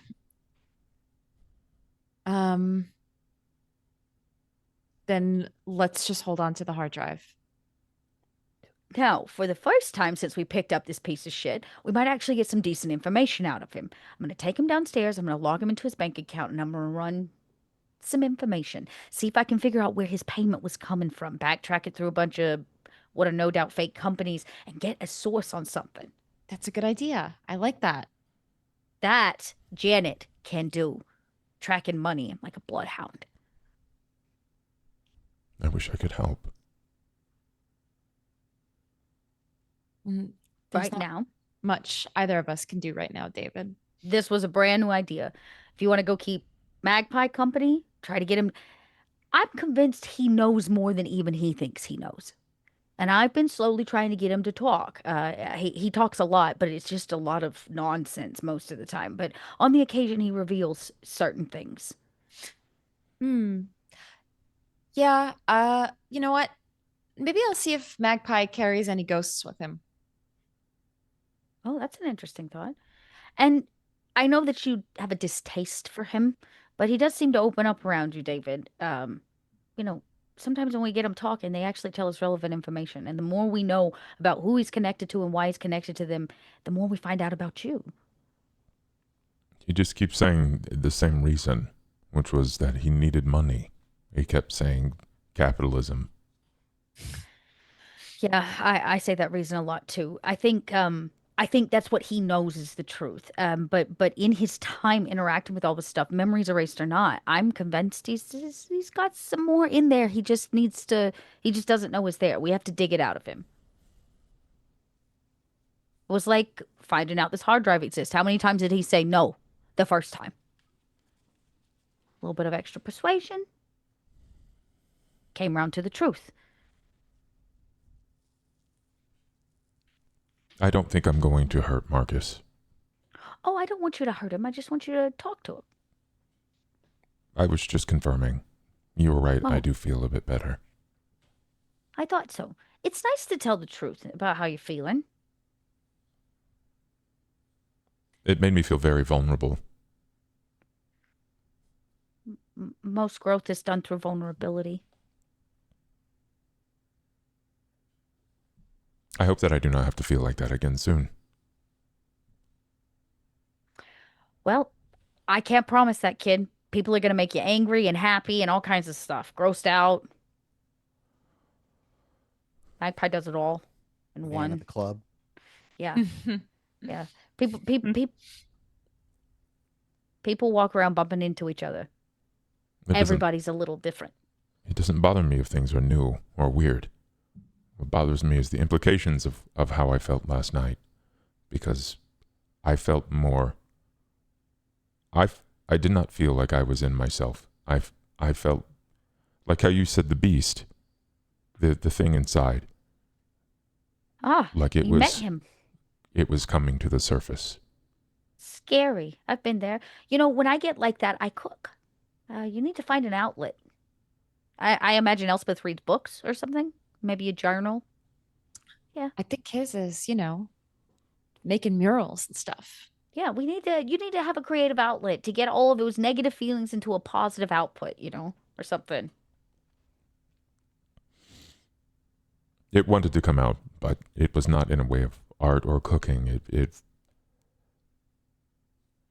I wanted to crush things. That happens sometimes. That's dangerous. It is. That's why It is. sometimes we have to learn to process other ways, but it's natural to feel that way. Marcus said maybe I need to find a therapist. We'll work on that. It's hard finding therapists at this stage in our lives. What are you so desperately searching for, David? The next step. I thought of this while in the car last night and on the way today. Discovering who made me and why I was made is not important. It's the finish line before I can feel free enough to think of something else. Well, then it sounds to me like you're not taking stairs. It's actually not your effort of step by step. You're running on a moving track. Life isn't a set of stairs for you to climb. It's a treadmill, honey. I think I would like to find more like me, if a more like me exists. More like you? Does Elspeth just like lose it as well? Is this just a Tracy thing? What happened? David, I have a question. Okay. What if when we discover more of what you are, there was a way to make somebody like you? The look Janet makes. She slowly turns her head over to Elspeth. I don't know how I would feel because even I don't know what I am. I do not think that I am like a Nosferatu or a Toreador or a Ventru. And at moments, I don't feel like I am a vampire or kindred at all. Yeah. I was just reading this book the other day. And I saw things in this book that made me ponder that you're right. There are things out there that aren't just like me or Janet or Betty. What book did you read? She like she swallows heavily. Jenna wants to know this life-changing book. It's just some older tomes that my sire keeps. And so what, you had an existential crisis? I didn't, kind of actually, because I've read some things and I didn't think about it till we've started hanging around David more, and David's been having all these questions about who he is. And I just thought that maybe there's a way to make things like David. Maybe not quite the same, but we don't even, no offense, David, we don't even know if it's okay that he has been made, and you're already talking about making a second one? David wants to find more like him. What if there was a way to do that? How? Don't ask how. Just know that I know. Oh, okay. So we're living in fairy tale land now. You just pop out of the ground, grow them like a root vegetable. We create. Who's we? It's just a thought that I had. Okay. I think, you know what? It doesn't matter what I think. David, honey, the sooner you swallow the pill that you may be the only thing like you. Hell, we can't even confirm or not. Maybe you're actually a little bit of everything. You're a soup instead of a 5-course dinner. They threw a bunch of stuff together. What if you are in fact pieces? Caitiff comes. That would be caitiff, and he may be a caitiff. Caitiffs are unique in and of their own every single time. We don't use this term very often because there's not very many of them. But I've been thinking of things that we could say, when we go to Elysium and you have to introduce yourself in front of everybody, because they keep asking your clan. There is an option for vampires that don't have a clan. That's a legitimate thing. You're not alone in that regard. You're just unique. You're clanless. That There's feels more somehow derog- worse. Yeah, they have these derogatory terms they use for it, but That's It's what I want, though, not the derogation. You know what it's like to be around Annika and what she expects of you. And Janet, you know what it's like to be around others like yourself. There is an established etiquette of your clans. You're right. And even when in public places, everyone told me to stay away from the Bruja and that the Nosferatu might be helpful, but that I should watch for things. I do not want people to form opinions about me Oh, when they honey, do not that's know life. what I am, because I can't even form opinions about me when I get don't what I'm even know what trying- I'm like. So here's the thing. Usually, when a clanless kindred labeled a caitiff gets chosen to stay, they're allowed to stay and be a part of it. They're still going to be assigned to somebody. You might still end up with maybe not a sire, but you could have a mawa. You could be connected to a coterie of other kindred. You can still have a place in all of this. Just because it's different doesn't mean that you don't have a place here. Is it a bad thing that I am a caitiff? It is a bad thing that your sire made you and didn't take ownership. It is a bad thing that nobody told you who you are before you had to face the world. It is a bad thing that you were used as an object in somebody else's deal. These are the bad things. You yourself are not bad. Are there other caitiff that you know? I don't know any personally, but I too I have don't to make a either. phone call to my sire, and I imagine there's going to be a very difficult conversation that needs to be had, and I will do my best to find out. Who do I There have call? Right now, honey, you can call on us until they tell you that you have somebody different.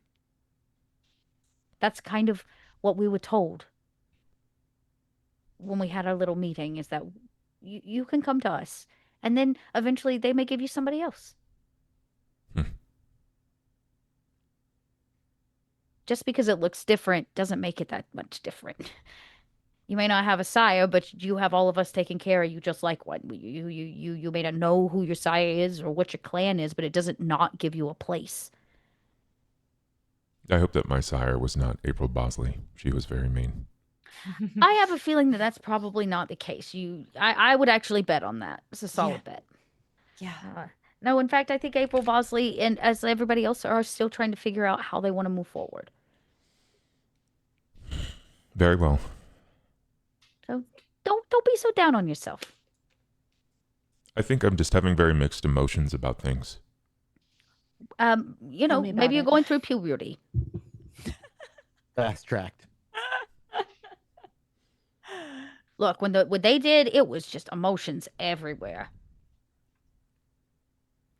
There was something that I wanted to talk with Elle about if you wanted to make that call. I got to make a call and I got to go digging through his numbers. Okay, I'll be back. And I kind of like scutter off to go do financial things. You want to go to the basement first and Yeah, get his bank basement stuff? first. Yep. All right. So that's where you scutter off, but leaves David and Elspeth alone.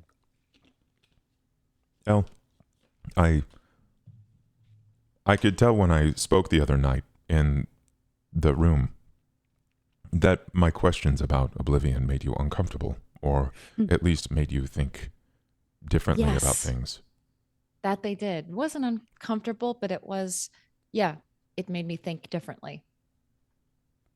I wanted to ask because how I need to know what it means if I can feel things like that.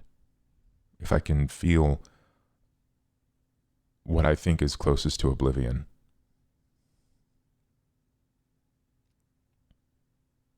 If you can feel it? The way that you described oblivion is what I felt when I came from the box that you found me in.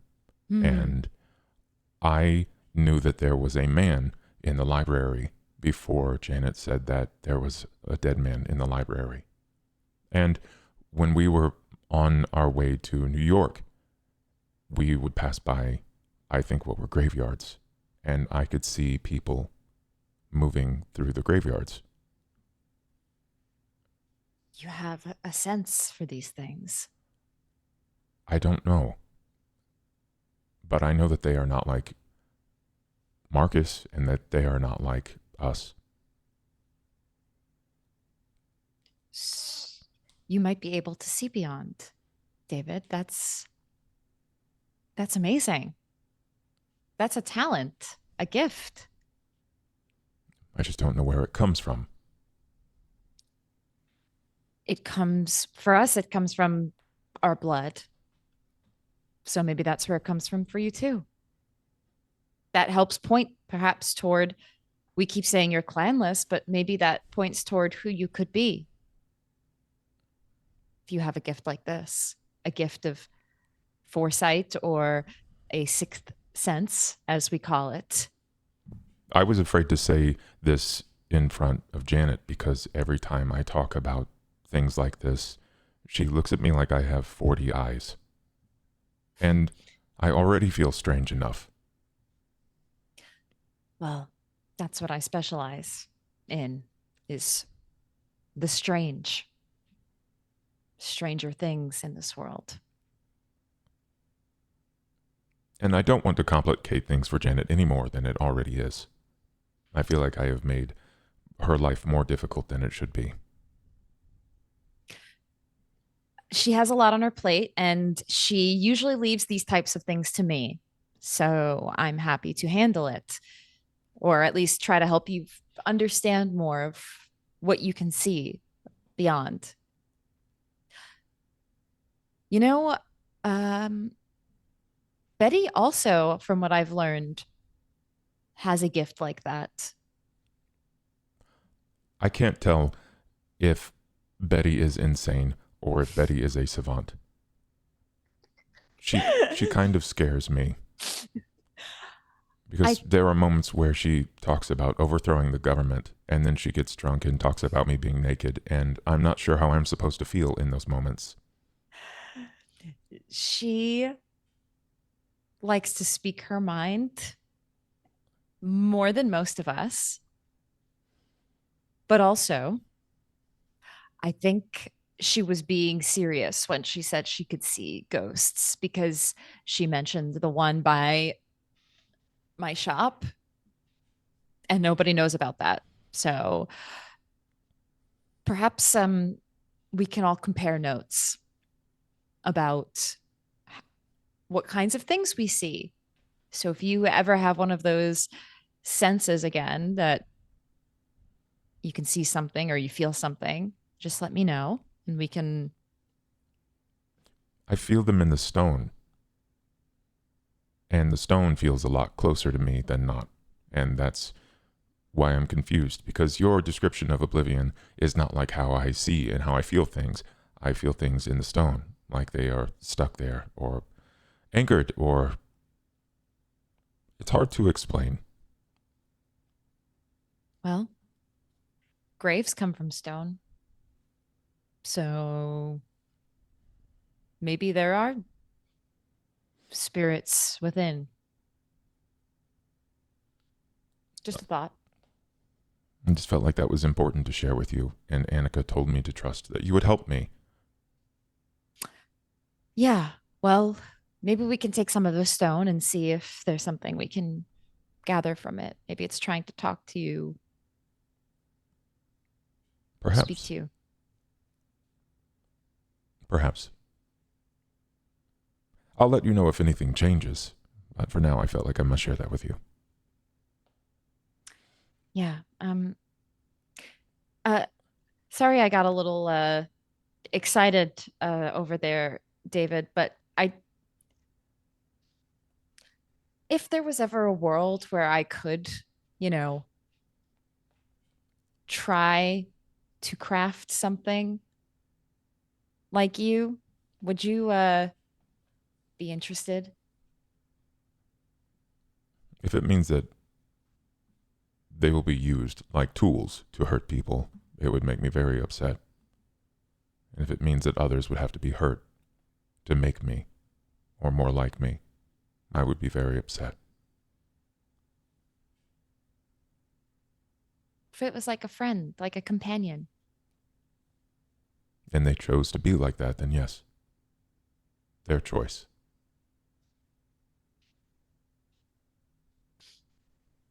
Okay. Well, I'll think about it. We'll think about it. And while our camera, no, David, you want to say some more? Okay. While that conversation comes to a close, we sort of fade out and then back in into the house, but not focused on anybody. More moving through the hallways. We can hear Janet talking to Magpie in the basement, both annoyed and unsurprised that he has negative $47.12 in his bank account, but you can see the money that's coming through that's like waiting in the Pending, yeah. exactly that. We can hear her talking about that. We can see David for a moment, but through all of that, the thing that our audio is focused on is the doorbell, followed by a knocking, and then another knocking, and eventually one of the boys would go get it, I imagine, unless and as one of the boys, who knows which one it is, you know, our camera slowly moves through the house until it is at that door, and one of the boys is there. He reaches forward and from the inside opens the door, and when he does, a younger man in his early 20s, who has shaved head but like a thicker mohawk that kind of goes down the front and back. He's wearing just like a casual t-shirt and some loose jeans. Looks at the boy and says, yeah, is this the right place? Is this Janet's? And just as he says Janet's, all audio is cut when there's a loud sound of a single gun shot. From our perspective on the inside of the house, we see this guy on the other side. As he's about to say Janet, we watch from the back forward, his entire jaw and mouth fly out as teeth and gum and blood and sinew scatters across the front of your son as he looks down and then looks up. And as he does, this guy just kind of falls to his knees, falls forward, and behind him stands another person who you can only see a darkened silhouette of before he disappears completely from sight. And as he does, we cut to black. And we'll be back next week. Gosh, what? People keep dying. People. Was that the God. sheriff? No. No. This is this is another thing that has been going on in the background that you are aware of, but probably have forgotten about because other things have taken precedence. What? More dead people. At least I have something to eat. Well, Okay. All right, guys. Until next weekend, take care of yourselves, and we'll see you then. Bye-bye.